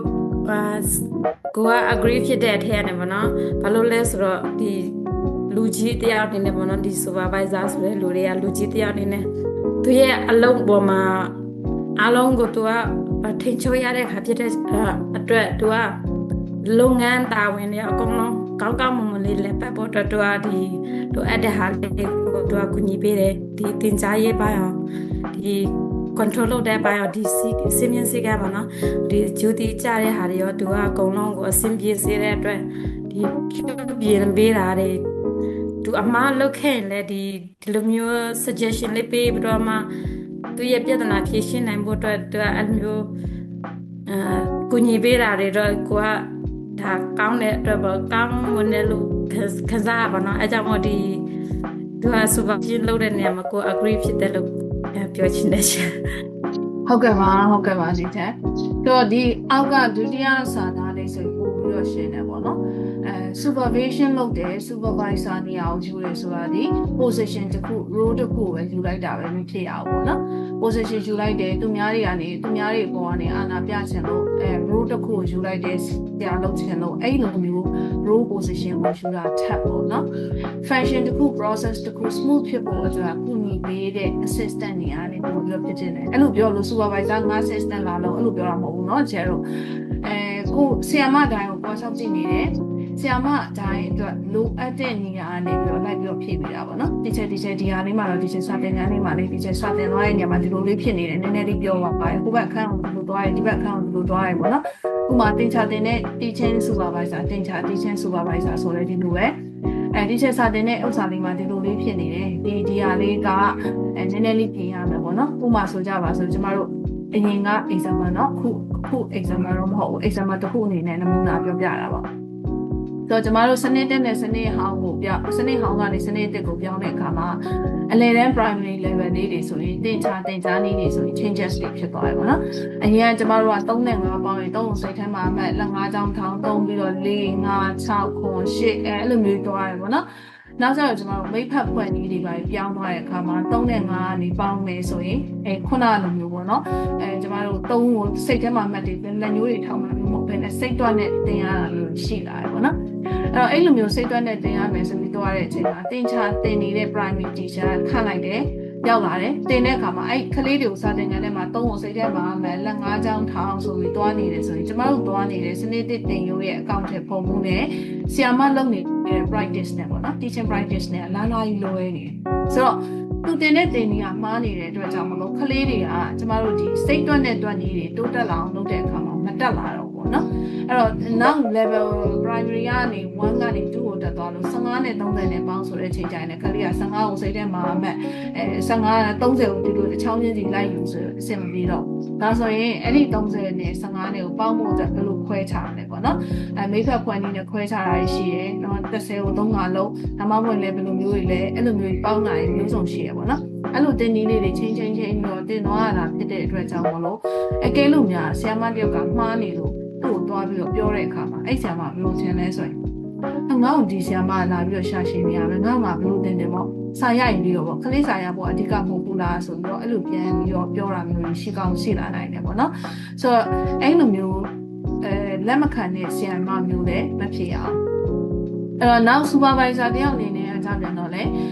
အဲ့ရမျိုးတင်နေလားမတင်နေဘူးလားဆိုတာကိုသိရမယ်ပေါ့နော်ကျမတွေ့ဘူးလေအကြောင်းတစ်ကြောင်းမှဆိုလို့ရှိရင်အဲ့ဒီဆရာမဒီအဲ့ဒီတင်နေတာ2နှစ်3နှစ်ရှိပြီဘယ်သူမှတတိမထားဘူးဆရာမအဲ့မှာအလုံးလုံးနေတာ3နှစ်ရှိပြီအဲ့3နှစ်လုံးအဲ့ပုံစံအတိုင်းပဲသူတင်နေတယ်ဒါပေမဲ့သူ့မှာအပေါ်က supervisor ရှိနေတယ် supervisor အဲ့ဒါကိုသိနေတယ်ဒါပေမဲ့တကယ်တမ်းတခြားကနေပြီးတော့လာပြီးတော့လေ့လာတဲ့တခြားအကြောင်းကနေလာပြီးလေ့လာတဲ့ဆရာမတွေကဝင်ပြီးတော့ကြည့်သွားတဲ့အခါမှာ feedback ရေးရတယ်လေနော် feedback mechanism ရှိတယ်အဲ့ feedback mechanism မှာဘာရေးသွားလဲဆိုတော့တင်ရိုးအတိတ်တွေကိုတင်ရိုးအဟောင်းတင်နေတယ်နဲ့ဒါအောင်လျှောက်တင်နေတယ်ဆိုတာကိုတွေ့သွားပြီးတော့အဲ့လိုမျိုး feedback ရေးသွားတယ်ဒါမျိုးဆိုရင်ဒါ supervisor ရဲ့အားနည်းမှုဖြစ်သွားတယ်ပေါ့နော်သူက position တစ်ခုပဲယူထားလိုက်တာဒီအကြောင်းရဲ့ function တွေ process တွေကိုသူကဖြည့်ပေးနေတာမဟုတ်တော့ဘူးပေါ့နော်ဆိုတော့ supervisor ရဲ့ဒီ role တစ်ခုရဲ့ယူဖို့တည်းမဟုတ်ဘူးတာဝန်ဒီနောက်ထပ်ဒီတင်ကြားတင်ယူမှုလုပ်ငန်းတွေ smooth ဖြစ်နေဖို့အတွက်ခုနလိုတင်ရိုးအစ်ကိုတင်တဲ့အခါမှာတင်ကြားနည်းတွေပြောင်းရမယ်ဆိုတာမှာကလေးတွေကိုတကယ်ပြောင်းပြီးတော့တင်ရတာနော်ဒါတွေကိုလွယ်အောင်ဘယ်လိုတင်ပေးနေလဲဥပမာ30ရဖို့အတွက်ဆိုရင်9နဲ့9နဲ့လည်း30ရှင်းတဲ့2နဲ့လည်း30အဲ့ဒါမျိုးလေးတွေပေါ့နော်exercise လေးတွေ worksheet လေးတွေနဲ့ဒါကိုထောက်ပံ့ဖြစ်အောင်တင်နေလားဥပမာပေါင်းတယ်ဆိုလို့ရှိရင်လည်းပို့ပြီးတော့လွယ်အောင်ပေါင်းပြီးတွေကိုတင်ပေးနေရလားဥပမာထားပါတော့เนาะကျမတို့ဟိုဟာဆိုလို့ရှိရင်ထားပါတော့ဟိုဟာလေ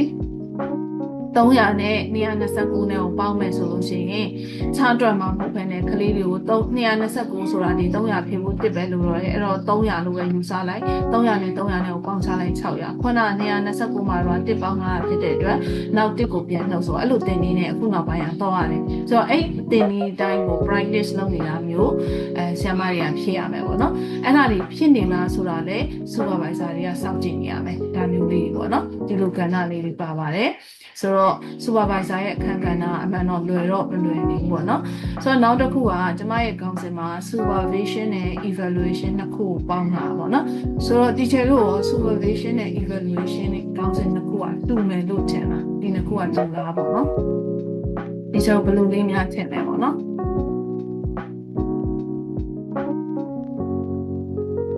supervision နဲ့ evaluation မှာတူလားပေါ့နော်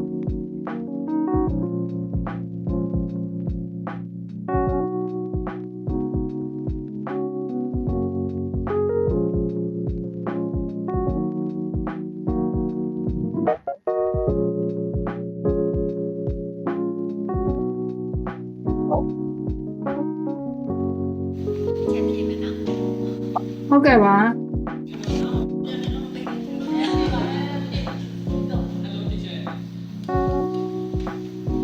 ဟုတ်ကဲ့ပြီကျ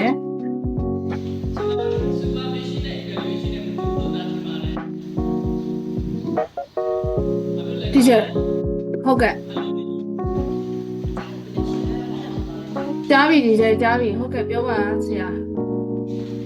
teacher supervision နဲ့ evaluation ကမတူပါဘူး evaluation အားအထင်ပေါ့နော် evaluation ဆိုတာကကြတော့သင်ခန်းစာတစ်ခုတက်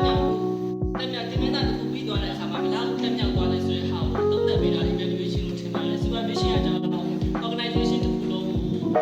ခြုံငုံပြီးတော့သုံးသပ်ရတယ်ပြောတဲ့ကြောင့်နှစ်ခုလုံးကတော့အရေးပါပါတယ်ဒါပေမဲ့ supervision ကကြတော့ဒီအုပ်ချုပ်ရေးပိုင်းနဲ့သက်ဆိုင်တယ်လို့ထင်ပါတယ် teacher evaluation ကတော့ teacher ပိုင်းနဲ့သက်ဆိုင်တယ်လို့ထင်ပါတယ် ဟုတ်ကဲ့ပါဆရာဆိုတော့တခြား teacher တွေရောဆရာနဲ့တဘောလာချင်းတူတူပဲလားတခြားဖြည့်ပြီးတော့ဆွေးနွေးချင်တာများရှိသေးလားဆရာတို့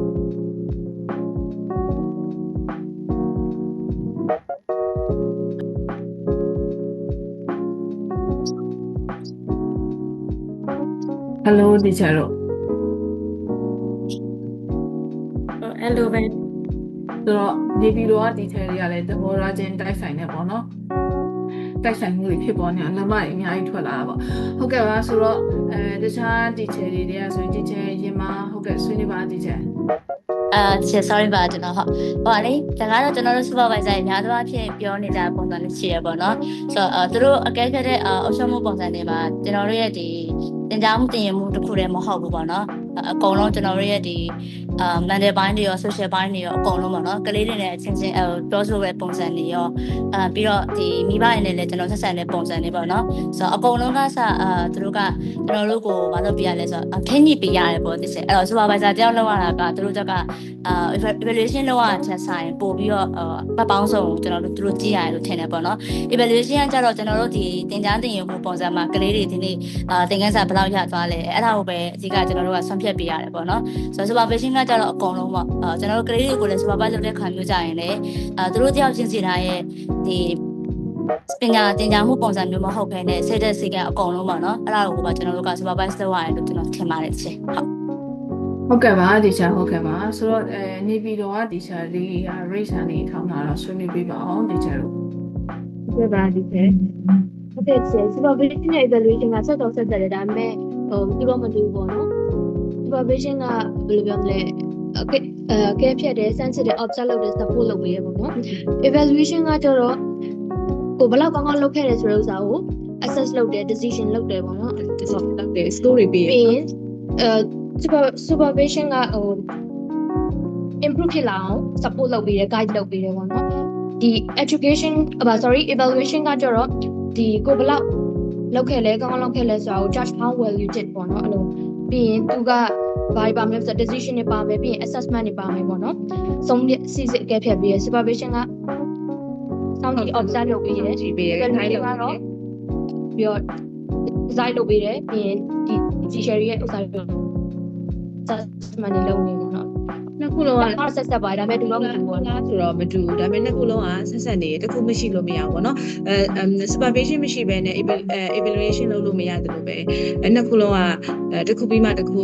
လုပ်မှရမှာပေါ့နော်အဲ့လိုလည်းထင်ပါတယ်တချင် အဲ့လိုထင်ပါ ဟုတ်ကဲ့ပါ တူ ဟု တော့ တ် မတူ ကဲ့ ဘူးဒါ ပါ ပေမဲ့ဆက်ဆက်နေတယ် ဟုတ်ကဲ့ပါဆိုဆရာအောင်မိုးသူ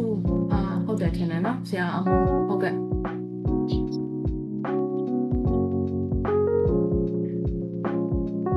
Hello, okay, teacher. ဟုတ်ကဲ့ကြားပါပြီ Okay, teacher. Supervision and evaluation ကဘယ်လိုခေါ်မလဲ teacher? သူကတော့ဘယ်လိုခေါ်မလဲ supervision ပြီးလို့ရှိရင်တော့ evaluation ကလာမှာပေါ့နော်ဟုတ်ဘယ်လိုခေါ်မလဲဆိုတော့ကိုဆိုလို့ရှိရင်ကျွန်တော်တို့principal state ကကျွန်တော်တို့ဘောကနေ supervision လုပ်တယ်ပေါ့နော် supervision လုပ်ပြီးလို့ရှိရင်ကျွန်တော်တို့ဒီအကဲဖြတ်တယ်ပေါ့နော်ဒီ evaluation ကကျွန်တော်တို့ဘယ်လိုခေါ်မလဲ supervision လုပ်ပြီးတဲ့နောက်မှာသူတို့ဒီ teacher တွေ principal teacher တွေတော့ supervisor teacher တွေစီမှာဆိုရင်သူတို့မှာ data တွေရရှိသွားပြီပေါ့နော်ရှိတဲ့ခါမှာဆိုလို့ရှိရင်သူ evaluation လုပ်လိုက်မယ်teacher တွေကဘယ်လိုမျိုးတယ်ပေါ့နော်ဒီမှာဆိုလို့ရှိရင်တော့ကျွန်တော်တို့ဒီ supervision လုပ်ပြီးရဲ့နောက်မှာဆိုလို့ရှိရင်ကျွန်တော်တို့ဒီ grade တွေခွဲပြီးတော့ဒီကျွန်တော်တို့ salary increasement တွေပါတယ်မှာဆိုလို့ရှိရင် evaluation လုပ်လို့ရှိတယ်ပေါ့နော် teacher တွေကတော့ကျွန်တော်တို့ A ရတယ် teacher တွေကတော့ B ရတယ် teacher တွေကတော့ C ရတယ်ပေါ့နော် supervision နောက်မှာက evaluation ကတော့ဟိုပါတယ်လို့ထင်ပါတယ်မဟုတ်လို့ရှိရင်ကျွန်တော် supervision တက်ဆိုလို့ရှိရင်တော့တိတ်ပြီးတော့ဘယ်လိုခေါ်မလဲနော်တိတ်ပြီးတော့ကျွန်တော်တို့ဒီတိုင်းပဲဆိုရင်တော့အဆင်မပြေဘူးတော့ဘူးထင်တယ်ပေါ့နော် evaluation ပါတော့ပို့ပြီးပြီးဆုံးသွားတယ်ထင်ပါတယ်ခင်ဗျာတစ်ချက်ဟုတ်ကဲ့ပါဆိုတော့ကျမတို့ teacher ကြည်မာလာတင်နေတယ်ဟုတ်တယ်တမီးမြင်အားကြတော့လေsupervision နဲ့ evaluation ကလုံးဝ different ဖြစ်တယ်ပေါ့နော်ဘာလို့လဲဆိုတော့ supervision ကကြတော့သူကဒီကိုလာအဝင်တဲ့နေရဲ့လို့အချက်တွေကိုတိုးတက်လာအောင်ပေါ့နော်ဖြည့်ဆည်းပြီးတော့ guide လုပ်ပေးရတဲ့ဟာမျိုးပေါ့နော် evaluation ကကြတော့ချမှတ်ထားတဲ့ goals တွေရှိမယ်ဥတီချက်တွေပန်းနိုင်တွေစီမင်းစည်းကမ်းတွေရှိမယ်အဲ့ဒါကိုမှဒီဝန်ထမ်းတယောက်ကလိုက်နာလားမလိုက်နာဘူးလားဆိုတဲ့ဟာကိုပြန်ပြီး assessment လုပ်တဲ့ဟာမျိုးလို့ထင်ပါတယ်ချက်ဟုတ်ကျေးဇူးတင်ပါတယ်ချက်ဟုတ်ကဲ့ပါဆိုတော့နေပြီးတော့ teacher တွေဆွေးနွေးပေးပါအောင် teacher တို့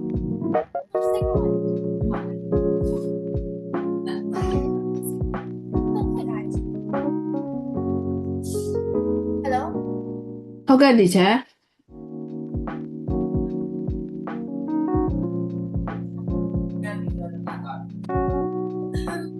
ဟုတ်ကဲ့ပါတချင်ဒီ supervision နဲ့ evaluation ကတော့ဒီကတော့တွဲရရှိတာပါတကယ်တော့အခုလည်းဒီကတော့မတူဘူးလို့ကျွန်တော်တို့ယူဆတယ်ပေါ့ကျွန်တော်တို့ကတော့ပြောတော့ evaluation ဘက်ကဒီသင်ကြားသင်ယူ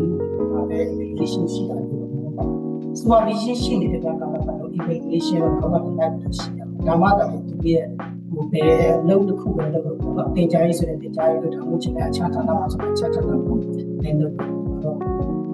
လောက်ပေါ်မှာဒီတော့ကသူတို့ချမှတ်ထားတဲ့ budget ပန်းနိုင်ရှိတယ်အဲ့ဒီ budget ပန်းနိုင်ပြီးပေါင်းမြောက်အောင်မြင်ကိုရတဲ့ဆိုတော့ကျွန်တော်တို့ supervision ရှိရတယ်အဲ့ supervision အပေါ်မှာဒီတော့မှာကျွန်တော်တို့ရှင်းပြရတယ်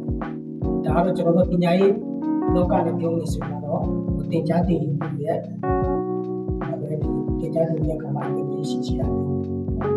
တခုမဟုတ်ဘူးအခြားသော level တွေမှာလည်းကျွန်တော်တို့ supervision evaluation တော့ကျွန်တော်ရှိတယ်ဒါမှလည်းသူရဲ့ကြီးမားထားတဲ့ကြီးမားချက်ပေါ့နော်ကြီးမားချက်ပန်းတဲ့တူကကျွန်တော်အောင်လို့ဖြစ်ပါတယ် evaluation လုပ်မပြီးဘူးဆိုရင်သူ supervision လုပ်ရတဲ့အခါမှာအခက်အခဲတွေအများကြီးဖြစ်နေတယ်။ဘာဖြစ်လို့လဲဆို supervision လုပ်ဖို့ရတဲ့ဆိုရင်ဒီညလောကမှာဆိုတဲ့ supervision လုပ်ပြီးတဲ့သူကသူရဲ့လက်ထောက်ဆက်ဆံရတဲ့တော့မမောအချတော့လုပ်ပေါ်တယ်သူအချက်တွေပြရပါတရားတွေကိုကျွန်တော်ကပူညီပါဖို့တဲ့အဲ့ပူညီပါဖို့တဲ့အခါမှာအဆင်ပြေတာရှိတယ်အဆင်ပြေတာရှိတယ်အဆင်ပြေဒါတွေများတဲ့အကုန်လုံးအားလုံးကအဆင်ပြေနေတယ်ဆိုတော့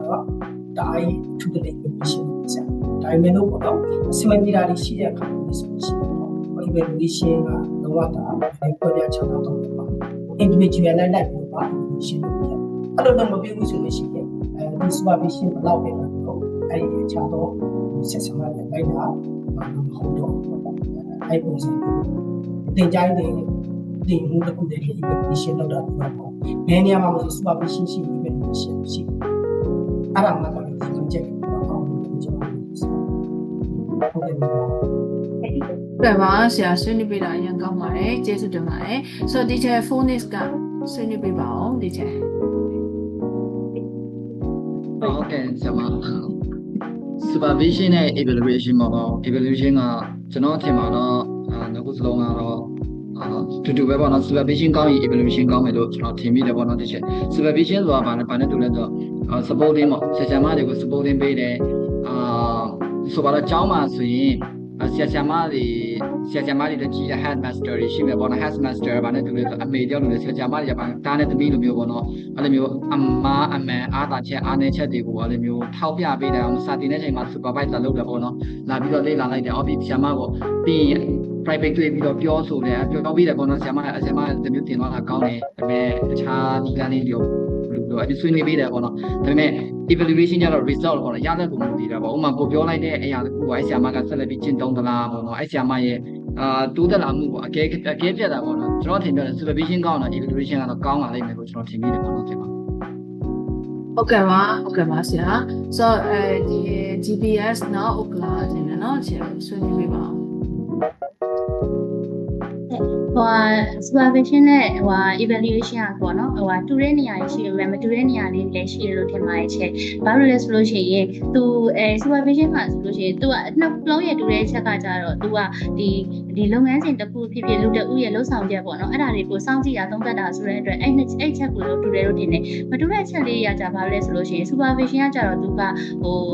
control လုပ်ပေးရပေါ့လမ်းညွှန်ပေးရပေါ့နော်လမ်းညွှန်ပေးမယ်ပြီးလို့ရှိရင်အကူအညီပေးမယ်သူကကြတော့ဘာလဲဆိုလို့ရှိရင်ဒီအချိန်လုပ်ငန်းလုပ်နေတဲ့အချိန်အတွင်းမှာ support ပေးတယ်ဒီလုပ်ငန်းတိုးတက်အောင်လုပ်ပေးရပေါ့နော် evaluation ကကြတော့ဘာလဲဆိုလို့ရှိရင်သူကကြတော့အကဲဖြတ်တဲ့ဟာလိုမျိုးသူကကြတော့ဘာဖြစ်လဲဆိုတော့ဒီလုပ်ငန်းတစ်ခုပြီးဆုံးသွားတဲ့အချိန်မှာ assessment လုပ်တဲ့ပုံစံမျိုးပေါ့နော်သူ measurement တိုင်းတာတဲ့ဟာလိုမျိုးပြီးလို့ရှိရင်ဒီအမှတ်အဆင့်တစ်ခုပေါ့နော်သူ့ကိုသတ်မှတ်ပေးတဲ့အချိန်မျိုးလေးမှာဆိုလို့ရှိရင် evaluation လုပ်တယ်လို့ထင်ပါတယ်ချင်းဟုတ်ကဲ့ပါဒီချက်ဟုတ်ကဲ့ပါဆိုတော့DBS နောက်လာပဲပေါ့နော် ADT ချက်လေးဒီချက်ဆွေးနွေးပြပါအောင်ဟုတ်ကဲ့ပါဒီချက်ဟုတ်ကဲ့ supervision နဲ့ evaluation မှာဒီပါနော်ဒါပေမဲ့သူတို့ကတော့အရေးကြီးတဲ့ကဏ္ဍတွေပါနေပါတယ် step by step ဆင်းနေတော့တာပေါ့နော် supervision ကကြတော့ဒီလိုမျိုးစပါတော့ဒီအောင်လမ်းညွှန်ပေးတယ်ညီပေးတယ်ပေါ့နော်ပံ့ပိုးပြီးတော့ထောက်ပံ့ပေးတယ်ဝက်စာအားလုံးကိုတိုးတက်အောင်အစစ်အစစ်ညီပေးတယ်ပေါ့နော် evaluation ကကြတော့ပြုလုပ်ပြီးသွားတဲ့အချိန်မှာပေါ့နော်ဒီရဲ့အရေးသွေးဒီစီကိုတိုင်းတာဖို့ကဲချက်ဖို့အတွက်ဒါမှမဟုတ်စက်မှတ်ဖို့အတွက်ဆုံးဖြတ်ချက်ချပေးတယ်ပေါ့နော်အဲ့လိုဆိုလိုပါတယ်အခုစလုံးကတော့ရေးကြည့်ပြီးတော့အခုစလုံးမှာ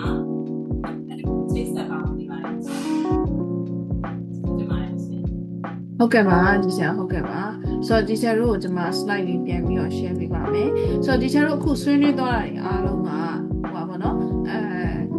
ဆရာတယောက်ပဲဒီနှစ်ခုကဆင်တယ်လို့ပြောလိုက်တာပေါ့နော်ဆိုတော့ချွတ်စွတ်ကြီးတူလားဆိုတော့မတူဘူးပေါ့နော်သူတို့နှစ်ခုကဆင်တယ်ပွဲတယ်ပေါ့နော်ဆင်ပြီးတော့ဘယ်လိုပွဲတာလဲဆိုလို့ရှိရင်ဒီနှစ်ခုအလုံးနှစ်ခုကတော့ဆက်ဆက်နေတယ်တစ်ခုမရှိရင်တစ်ခုရှိလို့တော့မရဘူးဒီတစ်ခုလောက်ရင်နောက်တစ်ခုကတော့ထည့်ပြီးတော့လုပ်ရတာမျိုးတော့ရှိတယ်ဒါပေမဲ့လို့နှစ်ခုစလုံးကလုံးပုံလုံးကြီးကတစ်ထပ်သေးကြလားဆိုတော့မကြဘူးပေါ့နော်ဥပမာ supervision လုပ်တယ်ဆိုရင်အကြံဉာဏ်ပဲပေးတာအကဲဖြတ်တာပါချင်မှပါမယ် evaluation လုပ်ပြီဆိုလို့ရှိရင်တော့အကဲဖြတ်မှုပါကိုပါရတယ် decision ပါကိုပါရတယ်အမှတ်ပေးမှာလား score ပေးမှာလား grading scale သုံးမှာလားဘာနဲ့သုံးမှာလဲဘာနဲ့စစ်ဆေးမှာလဲဘာနဲ့တိုင်းတာမှာလဲဆိုတော့အကဲဖြတ်မှုတိုင်းတာမှု assessment ပါကိုပါရတယ်ပေါ့နော်supervision ဆိုရင်တော့ဒီ evaluation ပါချင်မှပါမယ်သူကအကြံဉာဏ်ပဲပေးမယ်လိုက်ကြည့်တယ်စောင့်ကြည့်တယ်feedback ပေးတယ်တစ်နှစ်လုံးမှာ coaching လုပ်နေရပေါ့နော်ဒါပေမဲ့သူ့မှာ evaluate လုပ်ထားတာမပါဘူးဘယ်လောက်ထိဒီဆရာမကစာသင်နေရမတိုးတက်ဘူးဘယ်လောက်မတိုးတက်တာလဲအဲ့ဒါတော့က evaluate မလုပ်ထားဘူးဆိုရင်ဒါ supervision တက်ပဲ evaluation ဆိုရင်တော့ငါအကဲဖြတ်ထားတဲ့အခါမှာဒီဆရာမနဲ့ဒီဆရာမဆိုရင်ဒီဆရာမရဲ့အမှတ်ကဘယ်လောက်ဒီဆရာမရဲ့အမှတ်ကဘယ်လောက်ဆိုပြီးတော့တိပပပြောနိုင်ပြီဆိုရင်အဲ့ဒါဒီ evaluation ကိုပြောလို့ရတယ်အကဲဖြတ်မှုပါတယ် decision ပါတယ်ပေါ့နော် supervision က guide လုပ်ဖို့အတွက်ရယ် support လုပ်ဖို့အတွက်ရယ်တည်တံ့အသုံးပြုတာပဲရှိတယ်အတန်းထဲတွေလိုက်ကြည့်တယ် check လုပ်တယ် control လုပ်တယ်ပြီးတော့ရင်အကြံဉာဏ်ပေးတယ်သူ့ရဲ့ teaching method တွေကိုပိုကောင်းလာအောင် feedback ပေးတယ်ပြီးတော့ရင်သူ့ရဲ့စာသင်ခန်းတောက်လျှောက်နှစ်စနဲ့နှစ်ဆုံးတောက် င်းလျှောက်လေ့လာနေဒါပေမဲ့ evaluation ကနှစ်စနေနှစ်ဆုံးအားလုံးလုံးချင်မှလုပ်မယ်တစ်ခါတည်းပဲလုပ်ချင်လုပ်မယ်သူ့ရဲ့အကဲဖြတ်မှုကတစ်ခါတည်းပဲလုပ်ချင်လုပ်မယ်တစ်နှစ်လုံးတော့စောင့်ကြည့်မနေဘူးတစ်နှစ်လုံးတော့အကဲဖြတ်မနေဘူးတစ်နှစ်လုံးတော့သူ့ assess လုပ်မနေဘူးပေါ့နော် assess လုပ်နေဘူးဆိုတာတေချာစစ်ချလိုက်တာကိုပြောတာနော်လိုက်တော့ကြည့်နေတယ်ဒါပေမဲ့လို့စစ်ဆေးတဲ့အပိုင်းကတော့နောက်ဆုံးတစ်ခါပဲလုပ်မယ်ပေါ့နော် supervision ကတော့စစ်ဆေးတာဘာမှမလုပ်ဘူးဒါပေမဲ့တောင်းလျှောက်လိုက်ကြည့်တစ်နှစ်လုံးကိုသွားနေရတယ်ပေါ့နော်အဲ့တော့ evaluation ဆိုရင်ဆရာမတယောက်ရဲ့လှူရှားမှုဆရာမရဲ့တယောက်ရဲ့သင်ကြားမှုအဲ့ဒါကိုအကဲဖြတ်မှုပါရမယ်အဲ့ဒီအကဲဖြတ်ထားတဲ့မှတ်တမ်းရှိရမယ် record ကျန်ရမယ်အဲ့ဒီ record တွေထဲမှာအမှတ်တွေပေးထားတာရှိရမယ်အဲ့ဒီအမှတ်တွေဒီဘာကြောင့်ဘာလို့ဒီအမှတ်ကိုပေးတာလဲဆိုတော့ explanation ပါရမယ်သူရွေးချယ်ထားတယ်ဆိုရင်လည်း pros and cons ပေါ့နော်ဘယ်ဟာတွေကအားသာချက်ဘယ်ဟာတွေကအားနည်းချက်ဘယ်ဟာတွေကတော့ထပ်ပြီးတော့ဖြည့်ဖို့လိုအပ်နေတယ်ဆိုတာကို clearly define လုပ်ရမယ်ဒီဆရာမတယောက်ကိုအမှတ်ထားပါတော့ဗောနော်သူ့ရဲ့သင်ကြားနည်းမှာသူကအမှတ်80ရရတယ်ဆိုကြပါစို့သူအမှတ်80ပဲရရတဲ့အကြောင်းအရာဘယ်နေရာမှာအားနည်းတော့လို့အမှတ်80ဖြစ်နေရတယ်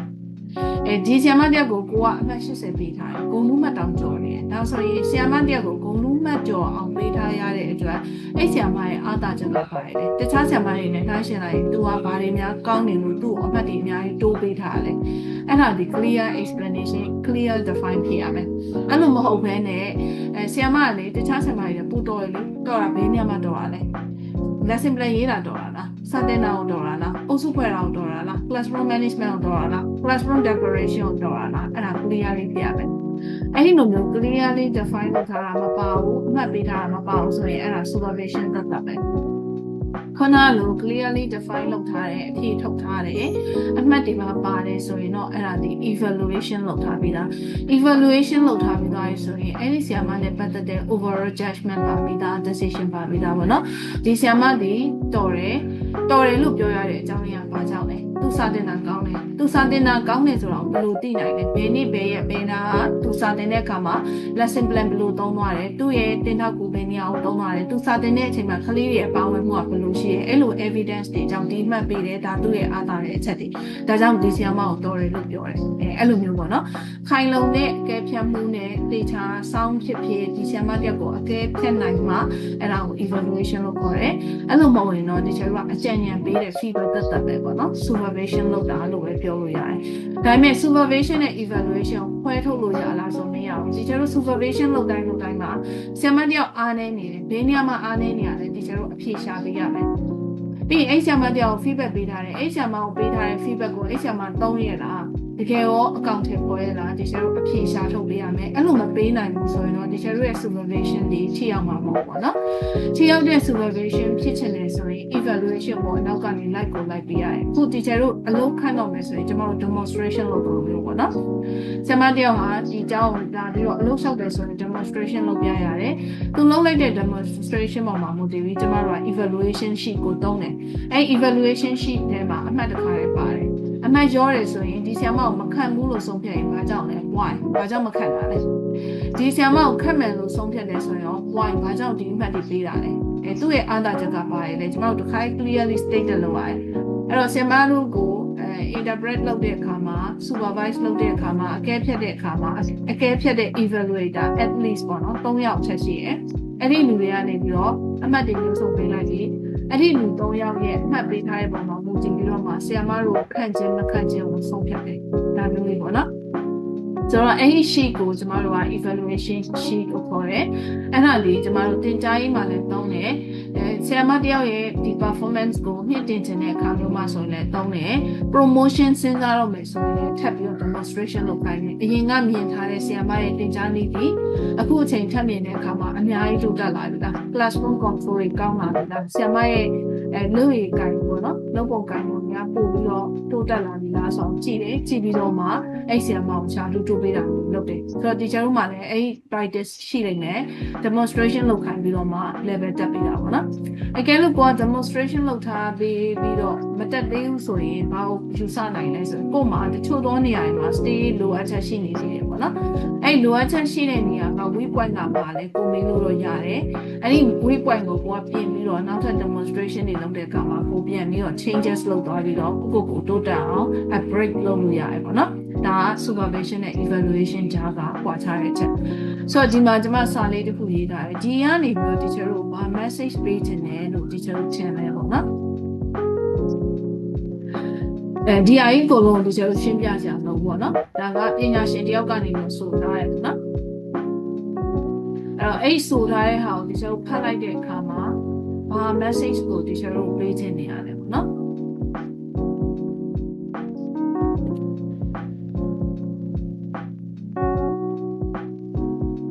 အဲ့ဆိုကျွန်မဒီကနေလှမ်းကြည့်နေလို့ရှိရင်တချို့ teacher လေးတွေစကားများနေတဲ့ teacher လေးတွေရှိတယ်အဲ့ teacher လေးတွေကိုမေးမယ်နော်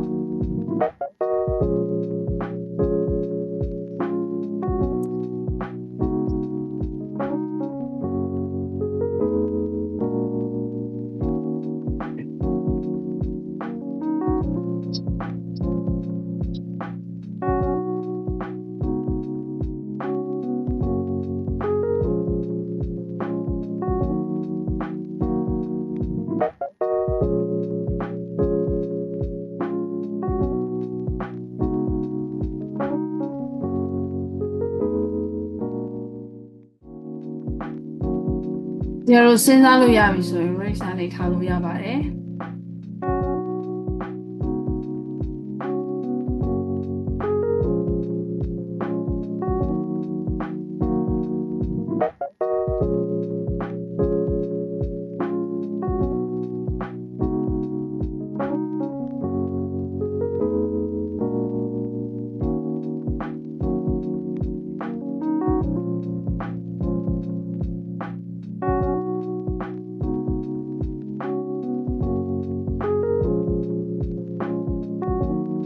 ဟုတ်ကဲ့ပါဆရာစမ်းတွေအောင်ဟုတ်ကဲ့ဆွေးနွေးပြပါအောင်ဆရာ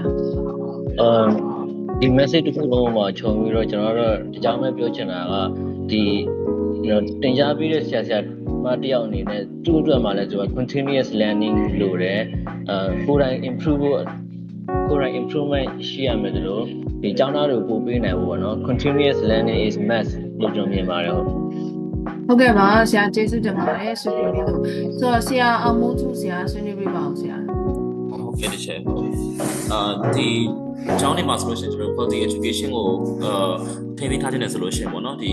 အဲ့ဒီကျောင်းနေမှာလုပ်နေတဲ့ educators ဆိုတာက teachers တွေပေါ့နော် teachers တွေရဲ့ professional development ကိုအဓိကလှုပ်ဆောင်သွားဖို့ပေါ့နော်ဟုတ်အဲ့လိုတော့ကျွန်တော်ပြောပါတယ်ခင်ဗျာဟုတ်ကဲ့ပါဆွေးနွေးပြလို့ကျေးဇူးတင်ပါတယ်ဆိုတော့တာချီလိတ်က NPS တာချီလိတ်က teacher တွေဆွေးနွေးပြပါအောင် teacher တို့ဟုတ်ကဲ့ပါ teacher ဒီကောင်းမွန်တဲ့အကြောင်းဆိုတာပေါ့နော်ဒီကောင်းမွန်တဲ့ professional ကြတဲ့အတွေ့အကြုံတွေရဲ့ professional ကြတဲ့လောက်ဆောင်ချက်တွေနဲ့လာတာဖြစ်တဲ့အတွက်ကြောင့်မို့လို့ဒီ education level မှာကိုကလည်း professional ကြအောင်လို့တော့အမြဲတမ်းသင်ယူလေ့လာနေပြီးတော့မှဆက်ပြီးတော့မနော်ကိုကြောင်းတာမကကိုကိုယ်တိုင်အတွက်လည်းကောင်းမွန်ဆက်ပြီးတော့လေ့လာသင်ယူနေဖို့လိုတယ်လို့ထင်ပါတယ်ရှင့်ဒီချက်ဟုတ်ကဲ့ပါဆိုတော့ကျွန်မ teacher တို့အဖြေလေးပြောပြမယ်ပေါ့နော်ဆိုတော့ teacher တို့ဆွေးနွေးသွားတဲ့အဖြေလေးမှန်ပါတယ်အဓိက key point ကပေါ့နော်ဒီကနေပြီးတော့ကျွန်မတို့ပေးချင်တဲ့အဓိက key point ကခဏလေးပါ teacher ကျွန်မအဲ့ screen share တာလေးကညင်တော့ဆိုတော့ဒီစာပိုက်ကပေါ့နော်ဒီပညာရှင်ဆွေးနွေးထားတဲ့အချက်ကနေပြီးတော့ပေးချင်တဲ့ key point ကတော့ဒီဟာပဲဖြစ်ပါတယ်ဆိုတော့သူကဘာပြောချင်နေရလဲဆိုလို့ရှိရင်ပညာရေးဆိုတာလူကပဲဖန်တီးတာပေါ့နော်လူဖန်တီးတာအထူးသဖြင့်ဆရာမတွေကပညာရေးကိုဖန်တီးတဲ့လူတွေဖြစ်တယ်အဲ့တော့ကျောင်းတစ်ကျောင်းကောင်းခြင်းမကောင်းခြင်းဒီအဲ့ဒီဆရာမနဲ့အများကြီးသက်ဆိုင်တယ်အဲ့တော့အဲ့ဒီဆရာမရဲ့ professional development ဒီကျောင်းနဲ့ဆက်ဆက်နေရလို့ပြောလို့ရတယ်ဆရာမကောင်းဖို့အတွက်ကဆရာမတွေသူ့ရဲ့ပညာရေးချင်းတွေဖွံ့ဖြိုးတိုးတက်နေရမယ်ဖွံ့ဖြိုးတိုးတက်နေတဲ့ဆရာမတယောက်ရဲ့လွှမ်းမိုးမှုနဲ့မှဒီကျောင်းကောင်းမယ်ဒီကျောင်းကောင်းရင်ဒီပညာရေးကောင်းမယ်ပေါ့နော်အဲ့တော့ပညာရေးကောင်းဖို့ဒီဆရာမတွေရဲ့လက်ထက်မှာရှိတယ်။ကျောင်းတစ်ကျောင်းကောင်းဖို့အတွက်ဆိုတာလေဒီဆရာမတွေရဲ့လက်ထဲမှာရှိနေရပေါ့နော်။သူတို့ရဲ့အသိဉာဏ်ဘူးတူတာတွေတိုးလေကျမတို့ကဒီကျောင်းရဲ့ကောင်းခြင်းဆိုခြင်းဆိုတဲ့ရလက်တွေကိုပို့ပြီးတော့ခံစားရလေကျောင်းကောင်းတစ်ခုရဖို့အတွက်ဒီဆရာမနဲ့အများကြီးဒါရိုက်ဆက်ဆက်နေရလို့ပြောတဲ့အတွက်ဆရာမတွေကို professional development ကျမတို့အမြဲတမ်းလုပ်ပေးနေရတယ်။ဒါကြောင့်မို့ teacher တို့အခုပေါ့နော်။ကျောင်းခဏပိတ်သွားတယ် professional development အတွက် setting idea setting thoughts ပေါ့နော် idea လေးတစ်ခု thought လေးတစ်ခုတိုးသွားတယ်ဆိုရင်တော့ cognitive development ဖြစ်သွားတယ်လို့ပဲယူဆတယ် ဒါ teacher ရဲ့ PD အတွက်လုပ်ပေးတာ professional development အတွက်လုပ်ပေးတာပေါ့နော်မိနေတဲ့စာလေးတွေဆိုရင်ပြန်နှွှေးလိုက်တယ်ပေးလိုက်တဲ့အချိန်လေးအတွင်းမှာတစ်ခုခုရသွားတယ်ဆိုရင်ဒါ teacher တို့အတွက်ကအကျိုးမြတ်အများကြီးရှိတယ်။ဘာကြောင့်လဲ teacher ရဲ့လက်ထဲမှာ teacher တို့ကျောင်းကရှိနေတာ teacher တို့ကလေးတွေကရှိနေတာ teacher တို့ကောင်းမှကျောင်းကောင်းမယ်ကျောင်းကောင်းမှပညာရေးကောင်းမယ်ပညာရေးကောင်းမှကျမတို့နိုင်ငံကောင်းမယ်ပေါ့နော်။အဓိကသွားချင်တာတော့နိုင်ငံအတွက်ကိုသွားချင်တာဒါပေမဲ့လို့အရင်ဆုံးတော့ပညာရေးကောင်းအောင်ကျောင်းကောင်းအောင်လုပ်ရမယ်။အဲ့ပညာရေးကောင်းဖို့ကျောင်းကောင်းဖို့ဒီဘယ်သူစီမှာအဓိကတာဝန်ရှိနေလဲဆိုဆရာဆရာမတွေရဲ့လက်ထဲမှာတာဝန်ရှိနေတာဖြစ်တဲ့အတွက်ဆရာဆရာမတွေရဲ့အရေးအသွေးကိုမြင့်တင်ဖို့ကျမတို့အရင်ဆုံးစူးစမ်းရတယ်ပေါ့နော်။အဲ့တော့ဆရာမတွေရဲ့ professional development ဟာ continuous ဖြစ်နေတယ်စဉ်ဆက်မပြတ်လေ့လာနေတယ်တိုးတက်နေတယ်ဆိုရင်သိကြတယ် education ကလည်းတိုးတက်မှာသိကြတယ်အဲ့ဒါအရှင်းဆုံးပဲပေါ့နော်။ဒါကြောင့်မလို့ဆရာမတွေဒီ keep learning လုပ်နေရမယ်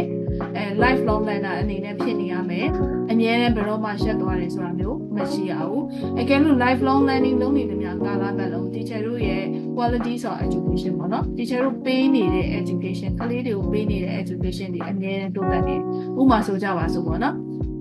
တင်ချာဆရာမတယောက်ကကျွန်မလည်းမကြာခဏဆိုတင်ချာဆရာမပြောနေခါပါလို့ဒီတစ်ခါအင်္ဂလိပ်စာဆရာမလို့ပြန်ပြောမယ်နော်ဆိုတော့အင်္ဂလိပ်စာဆရာမတယောက်ကသူ့ကိုယ်သူအမြဲတမ်း fulfill ဖြစ်အောင်လုပ်နေရပါတော့အခုနေမှာ KG မတင်ဘူးလားတင်နိုင်တယ် level 4 မတင်နိုင်ဘူးလား primary 4 မတင်နိုင်ဘူးလားတင်နိုင်တယ်ဒါပေမဲ့အဲ့ဒီအင်္ဂလိပ်စာကိုB1 ကနေ B2 B2 ကနေ C1 C1 ကနေ C2 IELTS level ကို band 7 ကနေ band 8 band 8 ကနေ band 9 ထိပြအောင်ဖြည့်နေတယ်များကာလပတ်လုံး teacher တို့တင်နေတဲ့ကလေးတွေရဲ့ quality ကလည်းတဖြည်းဖြည်းမြင့်လာမယ် teacher တို့ကျောင်းကပေးနေတဲ့ quality of education ကလည်းမြင့်လာမယ် high standard ဖြစ်လာမယ်เนาะဘာဖြစ်လဲပေးတဲ့ဆရာမကိုနိုင်က highly qualified ဖြစ်နေတဲ့အတွက်ကြောင့်မလို့အဲ့လိုပဲအရင်ကရထားတဲ့သိထားတဲ့ knowledge တွေနဲ့သင်တာမှုပဲနဲ့ထပ်တိုး knowledge တွေနဲ့သင်နေလေ teacher တို့ရဲ့ improvement ကိုရလေလေကလေးတွေရဲ့ improvement ကိုကျမတို့မြင်ရလေလေပဲပေါ့နော်ဒါကြောင့်မလို့ကျောင်းနဲ့ပညာရေးတွေဆရာမနဲ့ဆက်ဆက်နေတယ်ဆရာမရဲ့ professional development တွေရေးကြည့်တယ်ဒါကြောင့်မို့ teacher တို့ကိုပိတ်တိုင်းပေါ့နော်ကျောင်းပိတ်တိုင်းခဏနားတိုင်းမှာ PD အတွက်တစ်ခုခုချိန်ပေးခိုင်းတော့ချိန်ပေးပြီးတော့တစ်ခုခုကိုရတယ်ဘယ်သူစီကဘယ်လောက်ပဲရပေါ့နော် teacher တို့ခုပေးလိုက်တဲ့အချိန်10ရက်12ရက်အတွင်းထဲမှာ teacher တို့ကတစ်ချိန်စာပဲရအောင်တော့အဲ့တစ်ချိန်စာ knowledge က teacher တို့အများကြီး drive လုပ်သွားနိုင်တယ်အဲ့လိုပဲ12ချိန်စာလုံးရရင်တော့အတိုင်းထက်လုံးပေါ့နော် teacher တို့ဒါပေမဲ့လို့အဲ့လောက်ကြီးတော့မျှော်လင့်ထားဖို့ရတော့မဖြစ်နိုင်ဘူးပေါ့နော်အာယုံလွင့်တာရှိမယ်ကိုနဲ့မဆက်ဆက်တဲ့စာမျိုးဆိုရင်နည်းနည်းလေး attention မပေးနိုင်တာရှိမယ်အဲ့လိုမျိုးနဲ့ထင်တော့တော့မသွားနိုင်ဘူးပေါ့နော်ဒါပါတော့ဘလို့ဆိုဆရာမတွေရဲ့ professional development တွေရေးကြည့်တယ်ဒါကြောင့်အခုလုပ်နေတာဒီ professional development အတွက်လုပ်နေတယ်ဆိုတော့ဒီကျုံနားလည်ထားရဆိုရင်အချိန်ကိုလကားတုံးနေတယ်လို့မြင်မှာပေါ့နော်နောက်တစ်ခုကအကယ်လို့ကျမတို့က supervision နဲ့ evaluation process တွေလုပ်နေတယ်ပေါ့နော်လုပ်နေရတာဒီကျောင်းသားနဲ့ဆရာမတွေအတွက်ဘလို့အကျိုးကျေးဇူးတွေရနိုင်မယ်လို့ဒီကျတို့ထင်တယ်ပေါ့နော်ကျောင်းတွေမှာကျမတို့ supervision တွေထားတယ် supervisor တွေလုပ်တယ် supervision တွေလုပ်ခိုင်းတယ်ပြီးရင် demonstration တွေလုပ်ခိုင်းတယ် evaluation တွေလုပ်ခိုင်းတယ်အဲ့ဒါဒီဆရာမတွေနဲ့ကျောင်းသားတွေအတွက်ဘယ်လိုအကျိုးကျေးဇူးတွေရတယ်လို့ဒီချက်ကိုထင်တယ်ပေါ့နော်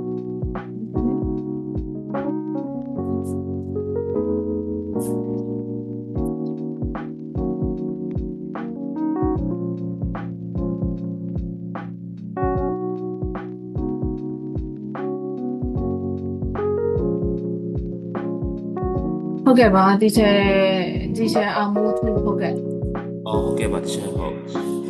supervision နဲ့ evaluation ကကျောင်းသားတွေနဲ့ဒီချက်တွေကိုဘယ်လိုကြိုးကျေးဇူးရှိစေလဲဆိုတော့ဘာပေါ့နော်ဟုတ်ဘယ်လိုခေါ်မလဲဆိုတော့ကျွန်တော်တို့ဒီတင်မော့တစီပေါ့နော်ဟုတ်တင်မော့တစီပေါ်မှာခီးတွေလိုက်ပါလာတယ်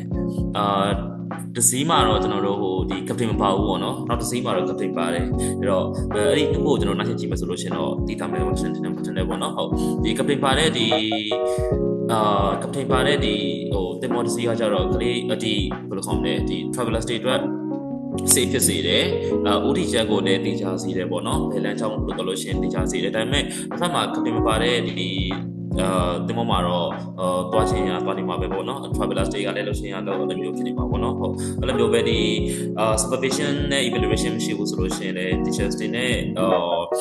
students တွေကသူတို့ရဲ့လမ်းကြောင်းတိုင်းပဲသူတို့သွားနေနေပြီပေါ့နော်သူတို့မှာ control တခုမရှိ control ဆိုတာကကျွန်တော်ပြောတာကဟို strict control ပြောတာမဟုတ်ဘူးပေါ့နော် guidance တခုပေါ့နော်ဟုတ် guidance တခုမရှိဘူးဆိုရင်သူတို့လမ်းကြောင်းနေပဲသူတို့သွားနေမယ်မှားလားမှန်လားလဲ သိနေဘူးပေါ့နော်ဟုတ်အဲ့တော့ကျွန်တော်တို့ supervision နဲ့ evaluation ကရှိနေမယ်ဆိုလို့ရှိရင်တို့ကဒီဘယ်လိုခေါ်မလဲကျွန်တော်တို့ right way တခုလမ်းကြောင်းပေါ်မှာတို့ရှောက်သွားနိုင်မယ်ပြီးလို့ရှိရင်ကျွန်တော်တို့evaluation ရှိတဲ့အတွက်ကြောင့်မလို့လေတို့ရဲ့ဒီ decisions နဲ့ learning ပေါ်မှာလေကျွန်တော် reflection ပြန်လုပ်နိုင်တယ်ပေါ့နော်အဲ့လိုမျိုးပြန်ပြီးသုံးသပ်နိုင်တယ်ဒီဆရာတွေကဒီကလေးတွေရောပေါ့နော်ဟုတ်ကဲ့ပါဟုတ်ကဲ့ပါဆိုတော့NPS တာခြေလိုက်ကကျွန်တော်ဆွေးနွေးပြီးတော့ဟုတ်ကဲ့ကျွန်တော်ဒီ supervision နဲ့ elevation process ကဘယ်လိုအကျိုးရှိလဲဆိုတော့ဒီနှစ်တိုင်းပေါ့နော်ကျွန်တော်အခု21ရာစုရောက်လာရှင်တော့ဤပညာခေတ်မှာပေါ့ဒီတင်ကြားရေးနည်းစနစ်တွေပြင်ကလေးတွေမှာရှိရ background knowledge တွေကတနေ့တော့ပို့ပြီးအကက်တွေများလာတာရောက်စားဆုံးပြောမယ်ဆိုကျွန်တော်ဒီပြီးခဲ့တဲ့နှစ်ထဲမှာအရင်နာမည်ကြီးပြောရတယ်ဟိုဒီ AI အကောင့်လေးပေါ့ tralala tralala တို့တူဆူရူလို့ဆိုတော့အမှန်တမ်းပြောရင်ဒီကလေးနဲ့အညီကျွန်တော်ကလေးစတင်နေတဲ့အချိန်မှာကျွန်တော်ကိုယ်တိုင်လည်းအဲ့လိုနီးပညာနဲ့အမိလိုက်ပြီးတည်ထားတဲ့အားလည်းပိုကောင်းအောင်ပေါ့အဲ့မှာကလေးနဲ့ပတ်သက်ပြီးတို့ဘယ်ဟာတူတော့ကောင်းစေရဘယ်ဟာတူတော့မကောင်းစေရဆိုတော့ကျွန်တော်တို့ပြန်ပြီးကလေးကိုအကြံပေးလို့ရတယ်ပြီးရင်ကလေးဒီနီးပညာခေတ်ကြီးမှာတို့အနေနဲ့လို့ဆက်ပြီးပေရာတို့အိမ်မက်ကိုဆက်ပြီးဖော်ဆောင်ဝါနိုင်စေတယ်ဒါမှမဟုတ်တို့ရဲ့အတိကဝါသနာဘာလဲဆိုတော့ကျွန်တော်ဒီအတက်တွေကျွန်တော်ကိုယ်တိုင်တည်ထားပြီးပြုပြင်ပြောင်းလဲမှုတွေကျွန်တော်ကိုယ်တိုင်လက်ခံထားမှာဒီ claim နဲ့ပတ်သက်ပြီးပေါ့နော်ကျွန်တော်တို့တွေကသူတို့ပို့ပြီးလမ်းညွှန်နိုင်တယ်လို့ကျွန်တော်မြင်ပါတယ်ဟုတ်ကဲ့ကျေးဇူးပါခင်ဗျာဟုတ်ကဲ့ပါဆိုတော့ဒီချက်ကြည့်မှလာတယ်ဒီချက်ဆွေးနွေးပြီးပါဟုတ်ကဲ့သမီးအမြင်မှာပေါ့နော်ဒီ supervision နဲ့ evaluation ရဲ့ဒီအကျိုးကျေးဇူးတွေကပါနေလဲဆိုလို့ရှိရင်ဒီဆရာမတွေတင်ဒီဝန်ထမ်းတွေပေါ့နော်ဆရာမတွေတင်ကြားရေးမှတ်တက်တွေဘာလို့ရှင်သူတို့ရဲ့အရေးချင်းတွေကိုယ်သွေးတွေအဲ့ဒါတွေကိုအကဲဖြတ်ခြင်းအားဖြင့်မှန်ကန်တဲ့တင်ကြားရေးနည်းစနစ်တွေကိုရရှိမယ်ပေါ့နော်ပြီးတော့မိဘတွေရဲ့ယုံကြည်မှုပေါ့နော်ငါတို့ကြောင်းရွေးချယ်တာမှန်တယ်ဒီကြောင်းကအများအားတိုးတက်နေတယ်ပြောင်းလဲနေတယ်အများအားမှန်ကန်နေတယ်ပေါ့နော်တင်ကြားရေးတွေအများ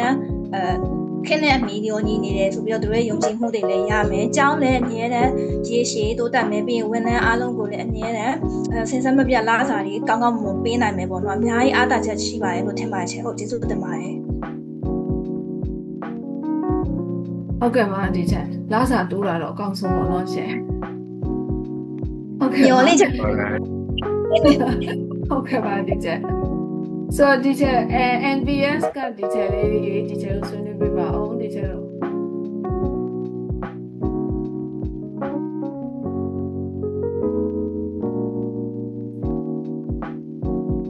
Hello teacher NPS က teacher တို့ဟ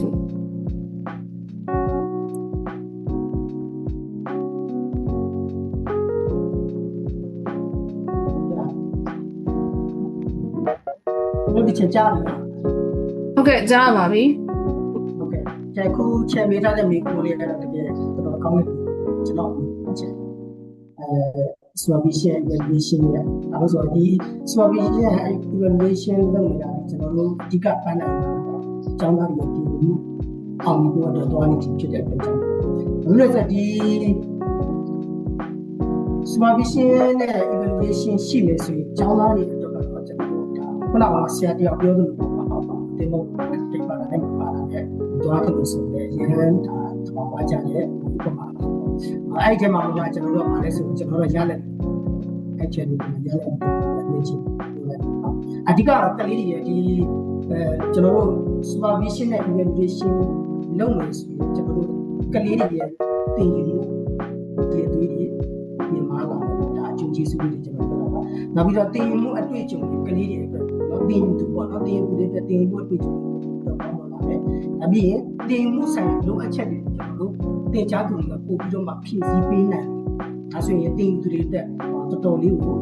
အကျိုးကျေးဇူးတွေများလာပဲ။နောက်ပြီးတော့ဒီတနည်းအားဖြင့်ပြောရရင်တော့မျှတတဲ့တင်ယူမှုကိုလည်း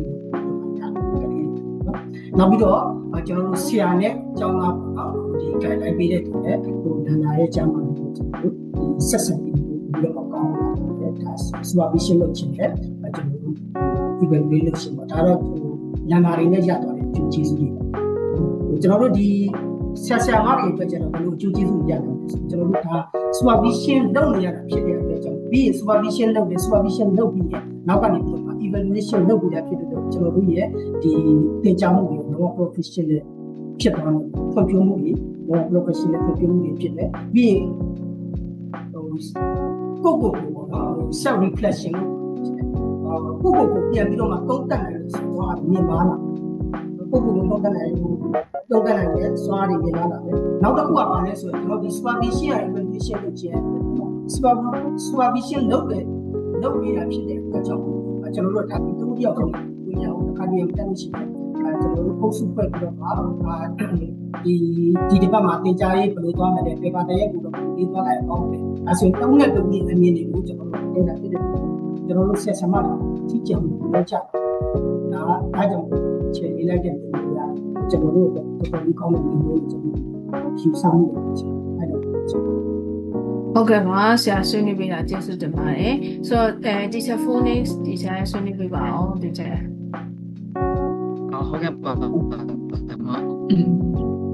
supervision နဲ့ evaluation ပေါ့နော်ချက်ကျောင်းသားတွေနဲ့ဆရာမတွေပေါ့ဘယ်လိုမျိုးအကျိုးသက်ရောက်မှုရှိလဲဆိုရင်supervision နဲ့ evaluation ရှိတာချင်းကြောင့်မှာတော့ကျောင်းသားတွေရဲ့လေ့လာမှုတွေလည်းပို့ပြီးတော့အစဉ်ကျောင်းသားတွေကိုစာသင်ကြားပေးတဲ့ဆရာမတွေမှာလည်းနီလန်းပေါင်းစုံတွေပို့ပြီးတော့တည်လာတယ်ပေါ့နော်ထင်ရှားတဲ့ဥပမာလေးနဲ့ပြောမယ်ဆိုရင်ကျွန်တော်တို့ငငယ်တုန်းကမဟုတ်ပါဘူးအခုချိန်နဲ့လက်ရှိဖြစ်နေသေးပါပဲပေါ့နော်ဥပမာ government ကျောင်းတွေမှာဆိုရင်ဒီခြေတွေရဲ့ပြဿနာပါလဲဆိုကလေးတွေ learning type လုံးဝမသိဘူးအဲ့တော့ learning type လုံးဝမသိတော့သူတို့တင်လိုက်တဲ့ဟာကိုအဲ့ဒီနေ့တင်လိုက်တဲ့ back book တွေကစာကိုအဲ့ကလေးဖတ်တတ်တယ်ဆိုရင်နောက်နေ့ပြန်နိုင်ကလေးရညာကောင်းလို့ဆိုပြီးဆရာမတတ်မှတ်ကြတယ်ပေါ့နော်ဒါပေမဲ့အဲ့ဒီအခန်းထဲမှာတင်လိုက်လို့အာယုံမဆိုင်နိုင်လို့မရတော့တဲ့ကလေးတွေယုံညံ့ထဲမှာပါသွားတယ်ပေါ့နော်အဲ့တော့ကလေးမှာသူတို့ learning type ဆရာမမနေ့ကပြောခဲ့လိုမျိုးပေါ့သူတို့မှာအဲ့ဒီ knowledge မရှိတဲ့ခါကျတော့သူတို့တင်တဲ့စာကိုရရင်ဒီကလေးတွေတော်တာပဲအဲ့ဒီစာကိုမရတဲ့ကလေးတွေဆိုရင်ညံ့တာပဲအဲ့ဒီ auditory learner ဆိုလည်းသူတို့မသိဘူး kinesthetic learner ဆိုလည်းသူတို့မသိဘူးပေါ့နော်ကျုပ်ကလေးတွေကအတန်နဲ့နားထောင်ပြရသွားတာရှိတယ်ကျုပ်ကလေးတွေကျုပ်ကလေးတွေကလုံးပြီးတော့ခါကိုလုံးပြီးတော့မှ learning လုပ်နေတယ်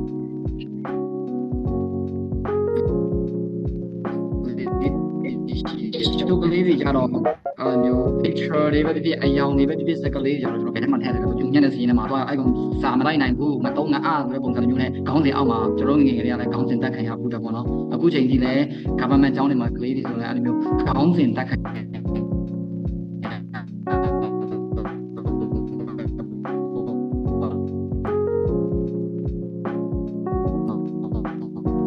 အဲ့လိုတကယ်လို့ teaching supervisor တွေဒါအဲ့လိုမျိုးလေ့လာမယ်သူတို့မှလည်း knowledge တွေပဲဖြစ်တယ် outplay ကလေးတွေအများကြီးပဲ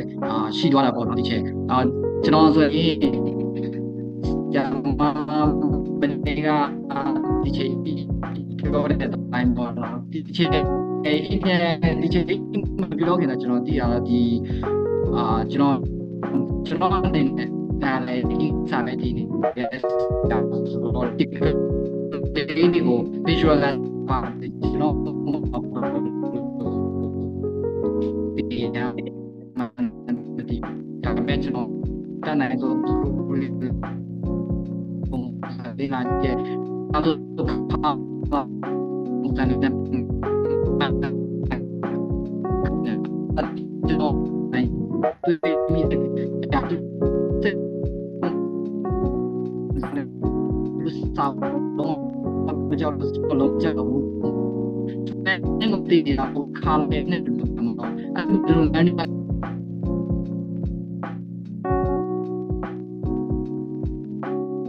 ကြာလမ်းကြပါချင်တယ်နော်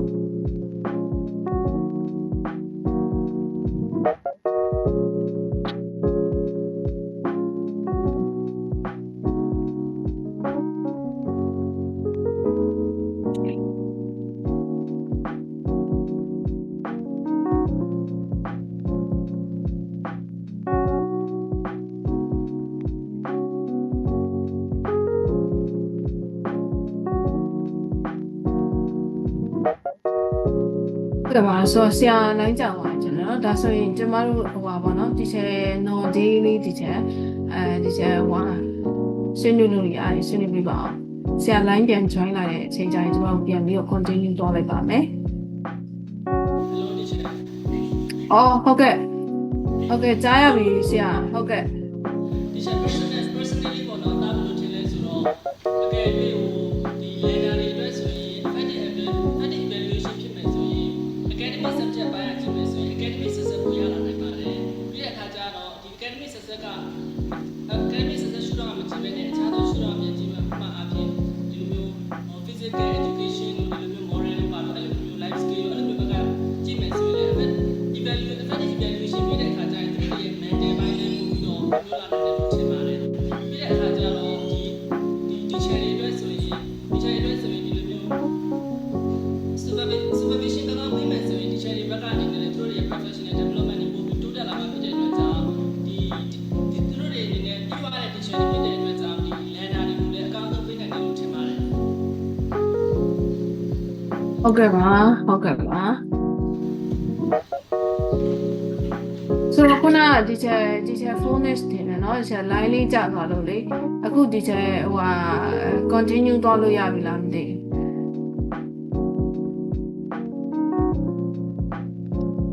ဟုတ်ကဲ့ဟုတ်ကဲ့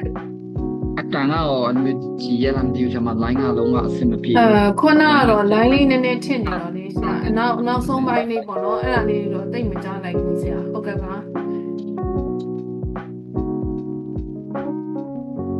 ဟုတ်ကဲ့အဲ့လိုမျိုးပေါ့နော်ဆရာမ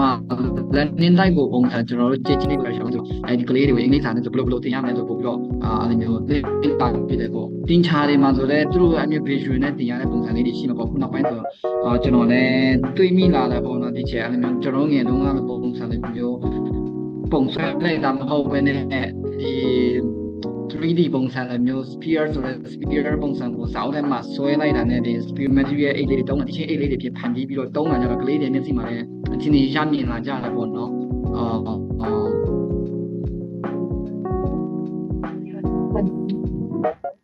တိုင်းနာကလေးတွေဆိုရင်အဲ့လိုမျိုးသူတို့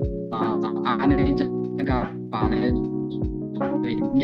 မှာသာအဲ့တော့visual liner ကလေးတွေအတွက်ဆိုတော်လေးကိုဒုက္ခရောက်တယ်အဲ့ဒီမြန်မာစာကလေအင်္ဂလိပ်စာနဲ့ဘယ်လိုဆိုတော့သူတို့ကြည့်ပြီးသားပေါ့အဲမျိုးပုံစံမျိုးဒီတကယ်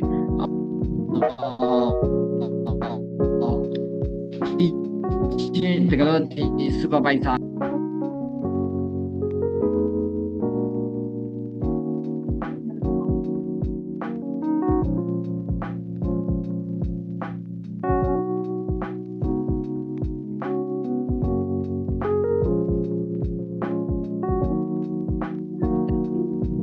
ဆရာ line ထက်ကြသွားတာထင်တယ်နော်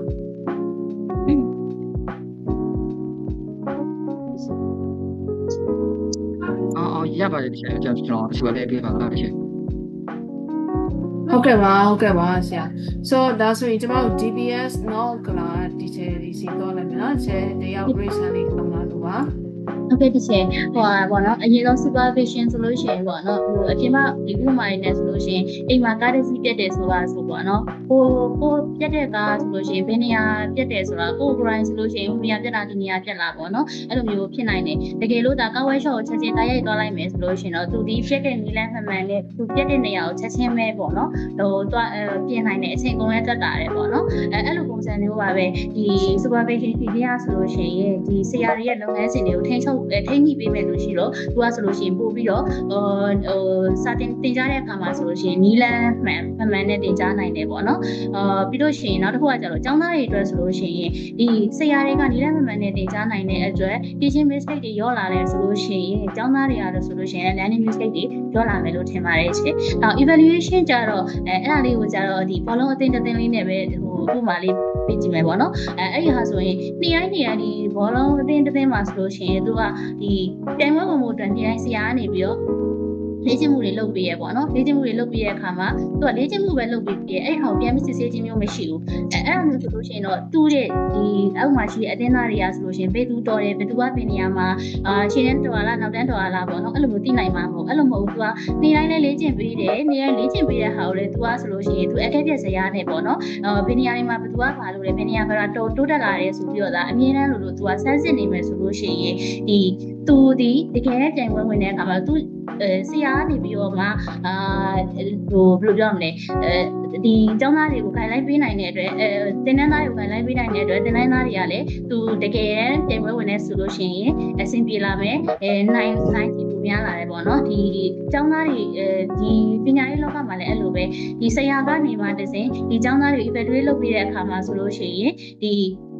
ကိုကျောင်းသားဘယ်နေရာမှာအားနေတယ်ဘယ်နေရာမှာအားသာတယ်ပေါ့နော်အဲ့လိုမျိုးကိုပို့ပြီးတော့သိနိုင်တယ်ပေါ့နော်ဟုတ်အဲ့ဒါလေးကိုဆွေးနွေးချင်ပါချင်ဒီစပါဟုတ်ကဲ့ပါဒီချာတို့ဒါဆိုရင်ဒီချာတို့ကျွန်မ slide လေးပြန်ပြီးတော့ share ပေးပါမယ်ဆိုတော့ဒီချာတို့အခုဆွေးနွေးသွားတာတွေအားလုံးကိုကျွန်တော်တို့ခေါင်းစဉ်လေးတွေနဲ့ပြန်ပြီးတော့ခွဲကြည့်တာပေါ့နော်ဒီချာတို့ကတော့ example လေးတွေနဲ့ပြောသွားတာပေါ့နော်ဒါဒီလိုလေးကျောင်းသားတွေရဲ့ academic ဘယ်လိုတိုးတက်တယ်ဆရာမတွေရဲ့ professional ဘယ်လိုတိုးတက်တယ်ဘာတွေဘယ်လိုဖြစ်သွားတယ်ဆိုတာလေးကို example လေးတွေနဲ့ sample လေးတွေနဲ့ပြောသွားတယ်အဲ့ဒါကိုကျွန်တော်တို့ကခေါင်းစဉ်နေနဲ့ပြန်ပြီးတော့ပေါင်းလိုက်မယ်ဆိုရင်တော့အားလုံးတိုးတက်ကြည့်တိုင်းရတယ်ပေါ့နော်နံပါတ်1က professional development ဆိုတာဘယ်သူ့အတွက်လဲဆိုဆရာမအတွက်ဆရာမတွေရဲ့ professional development အတွက်ကိုကျွန်တော်တို့ guide ပေးနိုင်တယ်ဆရာမမှာဘာလိုအပ်ချက်ရှိနေသေးတယ်ပေါ့နော်ဘာလေးတော့သိထားဖို့လိုအပ်တယ်ဘာလေးတွေကတော့တင်နည်းလေးတွေမှာဒါနဲ့ပတ်သက်ပြီးတော့နားလည်မှုမရှိသေးဘူးဆိုရင်ထပ်ပြီးလေ့လာပါဆိုပြီးအကြံဉာဏ်လေးတွေကျွန်တော်တို့ပေးလို့ရတယ်ဥပမာ ICT နဲ့ပတ်သက်ပြီးဆရာမရဲ့အသုံးချမှုကအားနည်းနေတယ် ICT အားနည်းနေတာဖြစ်တဲ့အတွက် ICT နဲ့ပတ်သက်ပြီးတော့ပို့ပြီးတော့ upgrade လုပ်ပါသင်တန်းတွေတက်ပါဒါမျိုးညွှန်ကြားပေးလို့ရတယ်အဲ့ဒါဒီ professional development အတွက်ထောက်ပံ့ဖြစ်တယ်အဲ့တော့ supervision ကလုပ်တဲ့နဲ့လုံးမှပဲကျွန်တော်တို့အကြံပေးလို့ရမယ်အကြံပေးမှပဲဆရာမတွေကပို့ပြီးတော့တိုးတက်မယ်ပေါ့နော်နောက်တစ်ခုကကြတော့အဲ့ professional learning community ပေါ့နော်ကျွန်တော်တို့ပေါ့ PLC လို့ခေါ်တယ် PLC ကကြတော့တယောက်တည်းဖွဲ့ထားတာမဟုတ်ဆရာဆရာမတွေအားလုံးစုပြီးဖွဲ့ထားတာဒီဆရာမကဒါတက်တယ်ဒီဆရာမကဒါတက်တယ်ပေါ့နော်အဲ့တက်တဲ့ဆရာမအချင်းချင်း sharing ပြန်လုပ်တာမျိုးပေါ့နော်ဥပမာကျွန်တော်တို့အခုဆို Moodle တွေသုံးဖို့လုပ်တယ် Moodle ကိုကျွမ်းကျင်တဲ့ဆရာမကMoodle မသုံးတတ်တဲ့ဆရာမတွေကိုပြန်ပြီးတော့ sharing လုပ်ပေးတာအဲ့ဒါဒီ PLC လို့ခေါ်တယ်အဲ့လိုပဲအတန်းကိုစာဝင်တင်တော့မယ်ဆိုရင်အဲ့ဒီအတန်းရဲ့အနေချောင်းမသိသေးဘူးဆိုရင်အဲ့ဒီအတန်းကိုသင်မှုတဲ့ဆရာမကနေပြီးတော့ဒီအတန်းမှာရှိတဲ့ကလေးတွေကဘယ်လိုနေချာလေးရှိတယ်ဘယ်လိုမျိုးလေးဖြစ်တယ်ဆရာမစကားဆိုရင်ဘယ်လိုလေးကြည့်ကန်ရှိတယ်ဘယ်ကလေးကိုတော့ဘယ်လိုထိန်းရတယ်ဒါမျိုးတွေပြန်ပြီး sharing လုပ်တာကို PLC community ကလုပ်တယ်လို့ခေါ်တယ်ဆိုတော့သူတို့ရဲ့ရွေချက်ကတော့ရှင်းရှင်းလေးပဲဆရာမတွေရဲ့တင်ကြားမှုတွေတိုးတက်စေချင်လို့ဆရာမတွေရဲ့တင်ကြားမှုတွေထိရောက်စေချင်လို့ဒီ PLC ကိုဖွဲ့ထားတာပေါ့နော်ဖွဲ့ထားပြီးတော့မှအချင်းချင်း collaboration လုပ်မယ် cooperation လုပ်မယ်ဒါဒီ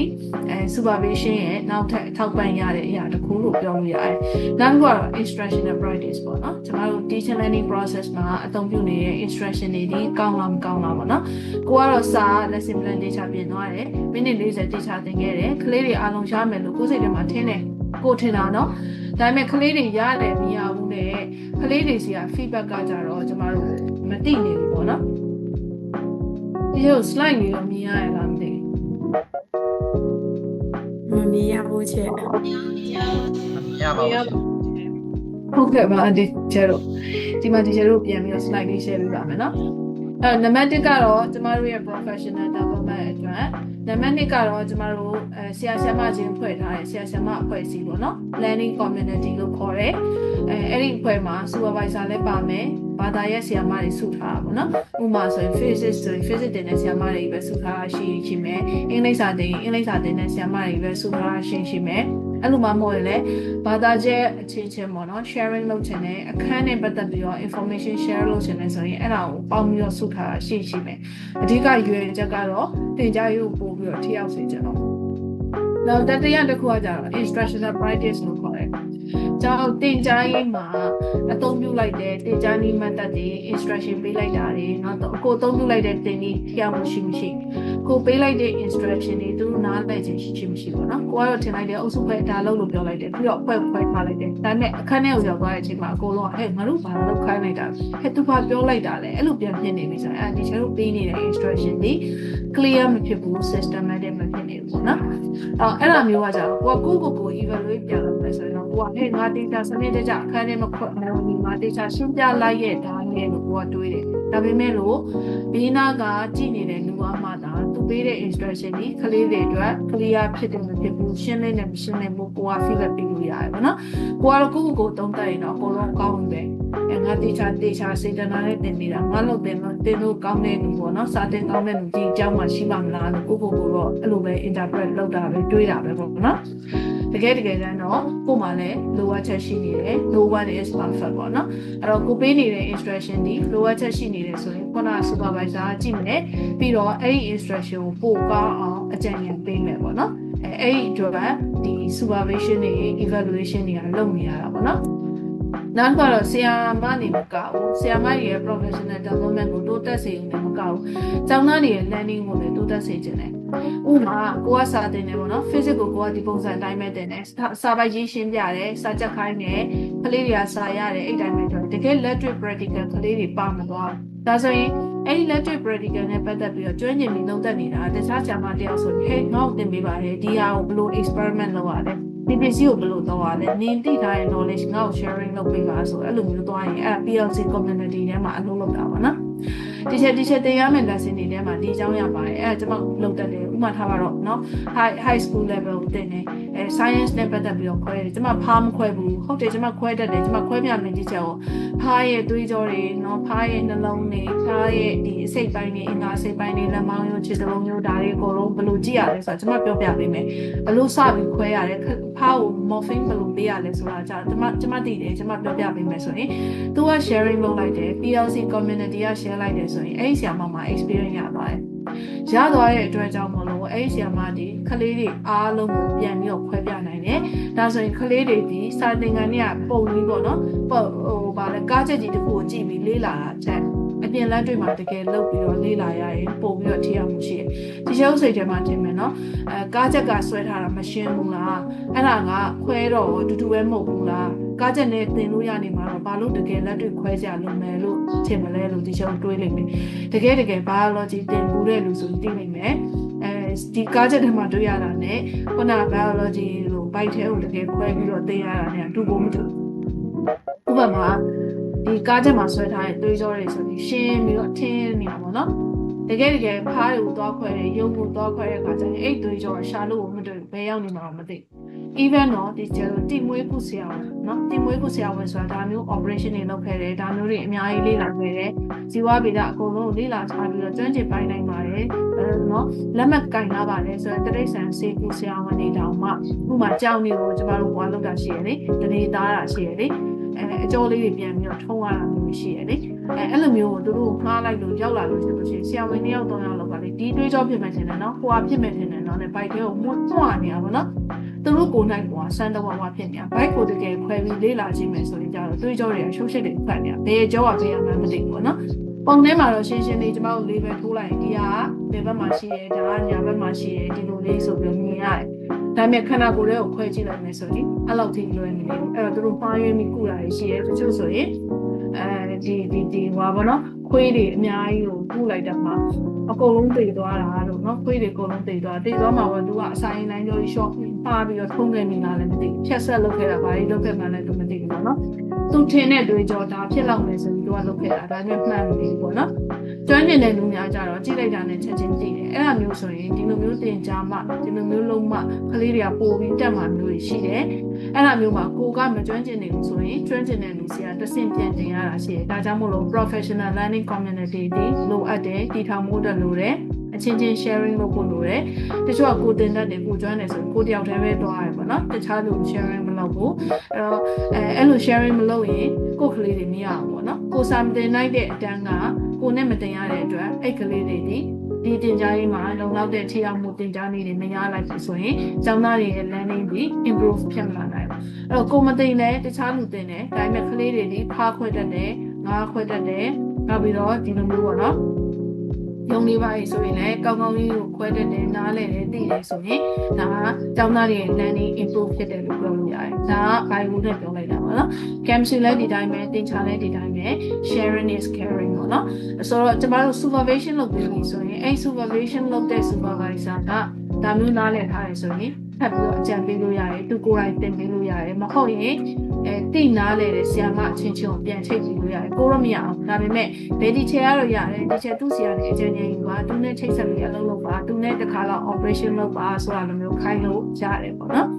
်ဒါက supervisor လုပ်ပေးနိုင်တဲ့အတိုင်းဒါနောက် evaluation လုပ်ထားတဲ့အတွက်ကြောင့်မလို့ဘယ်ဆရာမနဲ့ဘယ်ဆရာမဆိုဘယ်ဆရာမကစာတင်တာပို့ပြီးတော့ထိရောက်မှုရှိတယ်ဘယ်လောက်ကောင်းလဲဆိုတော့ကိုကတိထားတယ်ဆိုရင်ဒီပိုကောင်းတယ်လို့ယူဆရတဲ့ဆရာမရဲ့စာတင်ခြင်းကတခြား teacher တွေကိုlearning အနေနဲ့ပေါ့နော် sit in ထိုင်ခိုင်းတာမျိုးပေါ့နော်အနောက်ကနေထိုင်ကြည့်ရဲဒါဆိုရင် idea ရတယ်ကျမဆိုလည်းအဲ့လိုအမြဲတမ်းလုပ်တယ်ဒီချာတို့စိတ်ထဲမှာတော့ထင်မယ်နော်ကျမတို့စာတင်တာဒီလောက်တင်ကြားရအရန်ကိုများနေပြီလိုအပ်ပါမလားလို့ထင်တယ်ကျမကတော့လုပ်တယ်ဘာဖြစ်လို့လဲအခုကျမတို့ဆိုလို့ရှိရင်အခုအပြင်ဘက်မှာဆိုရင်ဒီကိုတလောကလုပ်သွားတဲ့ဒီဝီဒီများရုံမှာဆိုရင် Saturday Sunday နေ့ရက်ပေါ့နော် community based learning ဆိုပြီး PC ကကျင်းပသွားရှိတယ်အဲ့မှာဆိုရင်ကျမတို့က facilitator အနေနဲ့ဝင်လို့ရတာမျိုးရှိတယ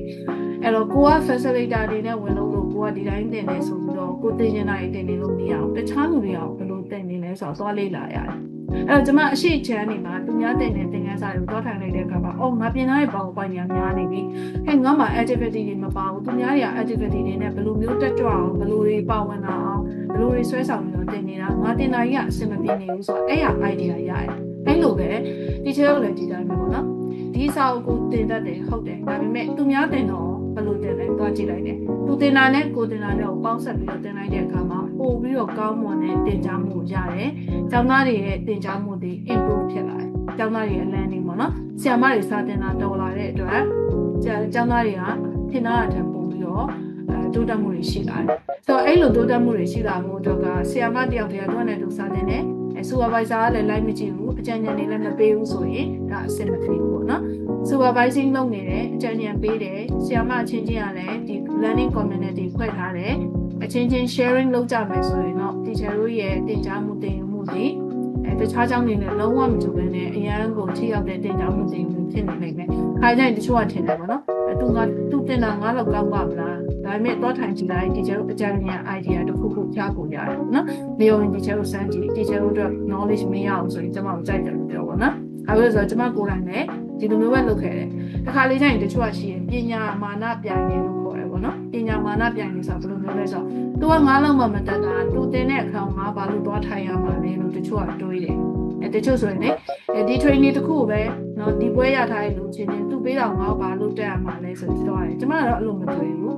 းဘယ်သူပေးတဲ့ training ပဲဖြစ်ဖြစ်တက်ကြည့်လိုက် idea တစ်ခုရကိုရတယ်အဲ့ဒီ idea လေးကိုယ့်ရဲ့တင်ကြားမှုကိုပို့ပြီးတော့ကောင်းလာအောင်ထောက်ပံ့အများကြီးဖြစ်တယ်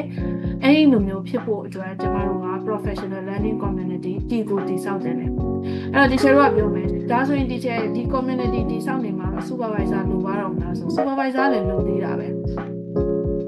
ဲဒီ community ဘာဖြစ်လို့တည်ဆောက်ပေးရတာလဲဆိုရင် supervisor တယောက်ကိုဘာသာဆိုအားလုံး perfect ဖြစ်မနေဘူးဘယ် supervisor မှဖြစ်မနေဘူးတင်ချာနဲ့ရလို့ကျွမ်းကျင်လို့ supervisor ခန့်ထားတယ်ဆိုရင်သူဒီ bio မှာအားနည်းချက်ရှိမယ်အင်္ဂလိပ်စာမှာအားနည်းချက်ရှိမယ်အင်္ဂလိပ်စာနဲ့တော်လို့ခန့်ထားတယ်ဆိုရင်သူဒီတင်ချာမှာအားနည်းချက်ရှိမယ် physics မှာအားနည်းချက်ရှိမယ်အဲ့တော့သူဒီအချိန်တိုင်းဆရာမတိုင်းကို feedback မပေးနိုင်တဲ့အတွက်ကြောင့်feedback ပေးနိုင်တဲ့လူချင်းချင်းစုံပေးပြီးတော့ဒီလို community နဲ့အလုပ်လုပ်စေတာကပို့ပြီးတော့ကောင်းတယ်လို့ပြောချင်တာပါဆိုတော့ဒီကြောက်တာဆိုရင် supervision နဲ့ evaluation process ကဆရာဆရာမတွေရဲ့ teacher learning ကိုရောကျောင်းသားတွေရဲ့ learning ကိုရောထိရောက်မှုရှိတယ်ဆရာမတွေကိုတိုးတက်မှုဖြစ်စေတယ်ဆိုတာကို teacher တို့ရပြီလို့ထင်ပါတယ်နော်ဒါဆိုရင်ကျွန်တော်တို့နောက်ထပ် slide တစ်ခုလေးကိုတွားရအောင်ပါတော့ဆရာဆရာမတွေက feedback ပေးဖို့လိုအပ်နေသေးလား supervision လုပ်ဖို့လိုအပ်နေသေးလားသူတို့ရဲ့ professional အတွက်ဒီလိုမျိုးစောင့်ကြည့်နေဖို့လိုသေးရဲ့လားဆိုတဲ့အခါကျတော့လိုအပ်ပါတယ်ဘာဖြစ်လို့လဲဆိုတော့ at that time ဒီ feedback ကိုအမြဲတမ်းယူနေဖို့လိုအပ်တယ်ကိုတင်တာဘလို့နေလဲဒီဟာရောအဆင်ပြေရလားဒီနေ့ကောင်းစင်နဲ့ဒီဟာပြောသွားတာကထိရောက်မှုကိုရှိရလားဒါမျိုးတွေပေါ့နော်အမြဲတမ်းကို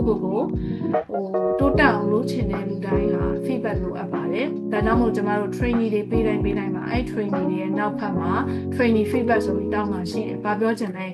trainer တွေနဲ့ပတ်သက်ပြီးပြောချင်တယ်ဘာအကြံဉာဏ်ပေးချင်တယ်အဲ့ဒါကြီးနဲ့ trainer ကဘယ်လိုယူဆရမလဲဆိုကိုကောင်းမှုအတွက်ဖြစ်တဲ့မှတ်ချက်လို့ယူဆရမယ်အဲ့ဒါကိုဖတ်ပြီးတော့ပြင်ရမယ်ပေါ့နော်အဲ့လိုမဟုတ်ဘဲနဲ့သူရေးချင်တာရေးသွားတော့လည်းငါလုပ်ချင်တာမှလုပ်မယ်ဆိုတော့အဆင်မပြေဘူးအဲ့တော့ supervisor တိုင်းနေနဲ့ feedback ကိုလက်ခံရမယ်နားထောင်ရမယ်ပေါ့ ပေါ့နော်အဲ့လိုပဲဆရာဆရာမတိုင်းတွေလည်း supervisor ရဲ့ feedback ကိုဒီ partner တွေရဲ့နော် organization မှာရှိနေတဲ့တခြားသောဆရာဆရာမတွေရဲ့ feedback ကိုကျောင်းသားရဲ့ feedback ကိုနားထောင်ရမယ်ကျွန်တော်နိုင်ငံမှာဒါမရှိတာလေဥပမာထိုင်းလိုမျိုးမှာဆိုရင်တော့မှသူကကျောင်းရဲ့စာသင်ခန်းအပြင်မှာပုတ်ထောင်ပါတယ်နော် black book လိုမျိုးဒါမှမဟုတ်ရင်bulletin board လိုမျိုးဒါမှမဟုတ်ရင်ဒီဘာဘောနော် notice board လိုမျိုးထောင်ပါတယ်အဲ့စာသင်ခန်းတစ်ချိန်ပြီးသွားလို့နော်ဒီဆရာမတယောက်နဲ့စာသင်လို့စာသင်ခန်းချိန်ပြီးသွားလို့ရှိရင်အဲ့ဆရာမနဲ့ပတ်သက်တဲ့စာသင်ကြားရေးပေါ့နော်ကျောင်းသားတွေကကြိုက်တယ်မကြိုက်ဘူးဒီဆရာမဘာပြောမှမသိဘူးလို့ပါဘူးအဲ့ဒီဟာတွေကိုပွင့်လင်းမြင်တာဆိုတာအဲ့ဒီစာသင်ခန်းရဲ့အပြင်ဘက်မှာတစ်ခါလေးရေးပြီးကတ်သွားလို့ရတယ် sticky notes လေးနဲ့လေဒီဆရာမစာသင်တာဘာဖြစ်တင်ညာဖြစ်တယ်ဘယ်လိုအားနည်းချက်ရှိတယ်ဆိုကျောင်းသားရေးတာပေါ့နော်ကျောင်းသားရေးပြီးသားဟာကိုအဲ့ sticky note နဲ့ကတ်သွားလို့ရတယ်အဲ့တော့ဆရာမစာသင်ပြီးရင်ကျောင်းသားတွေကိုအရင်လွှတ်ရတယ်ကျောင်းသားတွေကအရင်မလုပ်ဘဲနဲ့ဆရာမအဲ့ပေါ့ဝါမှာသွားပြီးရက်ဆောက်နေလေကျောင်းသားတွေကမကတ်ရဲတော့ဘူးလေနော် anonymous နဲ့သွားတာပေါ့ဆိုတော့ကျောင်းသားတွေကိုအရင်လွှတ်လိုက်ရတယ်ကျောင်းသားတွေကစာသင်ပြီးတော့လည်းအပြင်ထွက်သွားတယ်အပြင်ရောက်သွားတယ်အဲ့ sticky note နဲ့အဲ့အောင်ကတ်သွားတယ်သူပြောချင်တဲ့ message ပေါ့နော် teacher စာသင်တာအရင်မြန်နေတယ်တော့မလိုက်နိုင်ဘူးအဲ့မှာရေးသွားကတ်သွားအဲ့လိုမျိုးတစ်ခါရေးလုပ်သွားတာပေါ့နော်အဲ့လိုလုပ်သွားတဲ့ evaluation တွေဆရာမကအဲ့စာသင်ခန်းတွေကထွက်တဲ့အခါကျရင်အဲ့ sticky note တွေဆွဲခွာပြီးတော့တစ်ခါရေးကြည့်ရတယ်အဲ့ sticky note တွေကိုတစ်ခါရေးကြည့်တဲ့အချိန်မှာလည်းပဲခုနက teaching supervisor တွေကအဲ့ sticky note တွေကိုလိုက်ပြီးတော့ဖတ်ရတယ်ဖတ်တဲ့အခါမှာဒီဆရာမအတွက် positive feedback တွေများရဲဆိုရင်အဲ့ဒီဆရာမရဲ့နောက်နှစ်ပေါ့နော်သူကရေးရပါရေးရ contract နဲ့သွားတယ်ဆရာမတယောက်လုံးကိုလည်းဘယ်နှစ်နှစ်ဆိုပြီးတော့တစ်ခါရေးအာမခံချက်နဲ့ချုပ်ထားတယ်မရှိဘူးအကယ်လို့ negative feedback တွေရမ်းများတယ်အဲ့ဆရာမကိုမကြိုက်ဘူးဆိုရင်တခါတည်းအဲ့ဆရာမကိုတခါတည်းအလုပ်ထုတ်လိုက်တာမျိုးပေါ့နော်နောက်နှစ် contract တခါတည်းထည့်ပြီးတော့မချုပ်တော့တာမျိုးလုပ်လိုက်တယ်ပေါ့နော်အဲ့တော့သူကဘာလုပ်လဲဆိုရင်အဲ့ဒီ feedback တွေကို supervisor လည်းကြည့်တယ်ဆရာမလည်းကြည့်ရတယ်ဆရာမကြည့်တာကကျောင်းသားတွေရဲ့ feedback ကိုယူပြီးတော့နောက်တစ်ခေါက်ကြာရင်ရင့်အောင်လုပ်ကြည့်တာ supervisor တွေကကြည့်တာကြတော့ဒီဆရာမကိုနောက်နှစ်ရအတွက် contract ချုပ်တင်လားမချုပ်တင်ဘူးလားတခါရကြည့်တာဒီကျတို့ဒီမှာအခုရှိနေတဲ့စာသင်ခန်းထဲမှာရှိတဲ့ကလေးတွေဆိုရင်လေဒီကျတို့ဘလို့တင်နေသူတို့ကကောင်းတယ်လို့ပြောတာကောင်းတယ်ဒီမှာကလေးတွေပေါ့နော်ချစ်ဖို့ကောင်းတယ်အဲ့လိုမျိုးပဲ teacher ကိုကောင်းမကောင်းပေါ့နော်စာသင်တာကောင်းမကောင်းသူတို့နဲ့တဲ့တယ်ဆိုရင်teacher အရန်တော်တာပဲ teacher အရန်ထော်တာပဲ teacher ချစ်ဖို့ကောင်းတယ်မေဆရာမနဲ့ပဲစာသင်မယ်ဆိုရင်teacher ကို continue ဆက်သွားနေရပါတော့ကိုစာသင်တာကြီးဒီမကောင်းလည်းပဲ teacher ကို continue ဆက်သွားဝင်ရှိတယ်ဒါပေမဲ့ခိုင်းလို့နေရာမျိုးမှာတော့နော်အဲ့လို feedback ကချက်ချင်းရတာအဲ့မှာ negative feedback တွေတအားများနေတယ်ဆိုလို့ရှိရင် teacher တို့မရတော့ဘူးနော်နောက်နေ့ contract မှာ teacher မတင်ကြတော့နောက်လို့ပြောင်းချအဲ့လိုပုံစံမျိုးဖြစ်သွားတယ်ဆိုတော့ feedback ကြီးဆရာဆရာမအတိုင်းအတွက် adult တွေအတွက်ပေါ့နော်လိုအပ်တယ်အဲ့ရနေမှာကျမတို့က opportunities ကိုတည်ဆောက်ရမယ်ပေါ့နော်နောက်ထပ်ပြီးတော့တိုးတက်အောင်လုပ်မဲ့အရာတွေဘာဖြစ်တယ်လဲဘာအားနည်းချက်ရှိနေရလဲဘာတွေကိုငါထပ်လေ့လာဖို့လိုအပ်နေရလဲဆိုတာကိုအဲ့ရနေအခွင့်အရေးတစ်ခုအနေနဲ့စဉ်းစားရမယ်အမှန်တော့အဲ့ဒါဒီ challenging ဖြစ်တဲ့ challenges ကိုကျမတို့က opportunities အနေနဲ့ယူဆလိုက်ပြီးတော့မှကျမတို့ရဲ့ future အတွက်ကိုပိုကောင်းအောင်လုပ်ဖို့အတွက်စဉ်းစားလိုက်တာပေါ့နော်အဲ့တော့ learner တွေကိုလည်းဒီတိုင်းပဲကျမတို့ခွင့်ပြုတယ်သူတို့ရရှိတဲ့ learning တွေအဆင်ပြေမပြေပေါ့နော်နောက်တစ်ခုကဒီဆရာမနဲ့ပတ်သက်ပြီးတော့မှာပေါ့နော် feedback တစ်ခုပေးချင်တာမျိုးဆိုရင်လွတ်လပ်ပေးခွင့်ကျမတို့ကပေးလို့ရတယ်နောက်တစ်ခုကကြတော့အဲ့ဒီလွတ်လပ်ရထားတဲ့ feedback တွေကနေစပြီးတော့ကျမတို့ကနောက်တစ်ခေါက် learning မှာပိုကောင်းအောင်ကြိုးစားတယ်ကျမတို့ဖြည့်တင်းတယ်ဆိုတာလိုအပ်တဲ့ quality တွေကိုထပ်ဖြည့်တယ်ဥပမာဆိုကြပါစို့ပေါ့နော်ဆရာမက subject matter မပိုင်ဘူးလို့ပြောရင် subject matter ပိုင်အောင်နောက်နေ့ကျရင်ကြိုးစားရတယ်ပေါ့နော်ဒီတစ်နှစ်လုံးကြိုးစားတယ်နောက်နေ့ကျရင်ကြိုးစားတယ်ကျုပ်စိတ်ထဲမှာတော့ထင်မယ်အဲ့ဒါလေး burden ဖြစ်တယ်လို့ထင်မယ်ဒါပေမဲ့အရင်ဆရာဆရာမတွေက improve ဖြစ်တယ် quality ကတစ်နှစ်နဲ့တစ်နှစ်ကိုတူကိုမတူဘာဖြစ်လို့ဆိုကြောက်တာဟုတ်နော်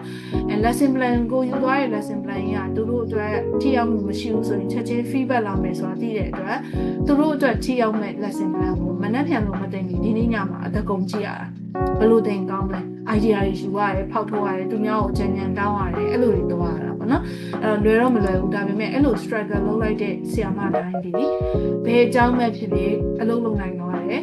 ကိုယ့်ရဲ့အရှိတွေးရတယ်တဖြည်းဖြည်းတက်သွားတယ်ပေါ့နော်ဘာမှမလုပ်ဘဲနဲ့မလုံးမရှုံမပြုံးနဲ့ဒီတိုင်းလေးပဲငါတင်တဲ့အတိုင်းသူတို့နားထောင်ဆိုရင် အဲ့ဒါဒီ struggle လုပ်လို့မရအောင် changes လုပ်လို့မရအောင်ဒီเจ้าမှာပဲလက်ခံမယ်နောက်เจ้าပြောရင်ကြိုက်ချင်မှကြိုက်တယ်အဲ့တော့အလုပ်ရဖို့အလုပ်တိုးတက်ဖို့မသေးကြဘူး professional development ဖြစ်ဖို့အတွက်လည်းမသေးကြဘူးလို့ပြောလို့ရတာပါเนาะအဲ့လိုလေးလည်းရှိတယ်ဒါကတော့ professional development ဖြစ်ဖို့အတွက်တနည်းအားဖြင့်ပြောမယ်ဆိုရင် supervision ဖြစ်ဖို့အတွက် evaluation ဖြစ်ဖို့အတွက်ဆိုရင်ကျမတို့ကဒီကောင်းစဉ်လေးခုနဲ့တွားရတယ်ပေါ့နော်ဆိုတော့ဒီကောင်းစဉ်လေးကိုကတော့ဒီချာတို့ individual group work နဲ့ဆွေးနွေးရမှာဖြစ်တဲ့အတွက်အခုဒီနေ့ကိုနည်းနည်းလေးစထားလိုက်မှတခြားအဲ့တော့ supervision ဒီဘာနဲ့တူလဲဆိုရင် supervision လုပ်တဲ့ကောင်းတဲ့ဆိုတာဒီ safe environment ဖြစ်အောင်ဖန်တီးတာနဲ့တူတယ် supervision လုပ်တဲ့ evaluation လုပ်တဲ့ဆိုတာဒီတနည်းအားဖြင့်ပြောမယ်ဆိုရင် learning နဲ့မှာ interactive conversation ဖြစ်အောင် prepare လုပ်တာနဲ့တူတယ်နောက်တစ်ခု supervision လုပ်တဲ့เนาะ evaluation လုပ်တဲ့ဆိုတာဒီကျမတို့တနည်းအားဖြင့်ပြောမယ်ဆိုရင် high levels of reflection ကိုပြန်ရခြင်းလို့လုပ်တာနဲ့တူတယ်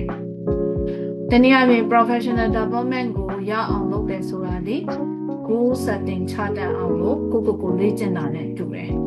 ဆိုတော့ဒီအချက်လေးချက်နဲ့တူရပေါ့နော် supervision evaluation နဲ့ professional development ဆိုတာဒီ safe environment ကိုဖန်တီးတာတနည်းအားဖြင့်ပြောမယ်ဆိုရင် interactive learning conversation ဖြစ်အောင်တည်ဆောက်တာ high levels of reflection ဖြစ်အောင်ဖန်တီးတာ goal setting တွေချတာနဲ့တူတယ်ဒါတွေကိုဘယ်လိုချမလဲဒါတွေဘယ်လိုလုပ်မလဲဆိုတော့ဒီချက်တို့အချင်းချင်းဆွေးနွေးရမှာပေါ့နော်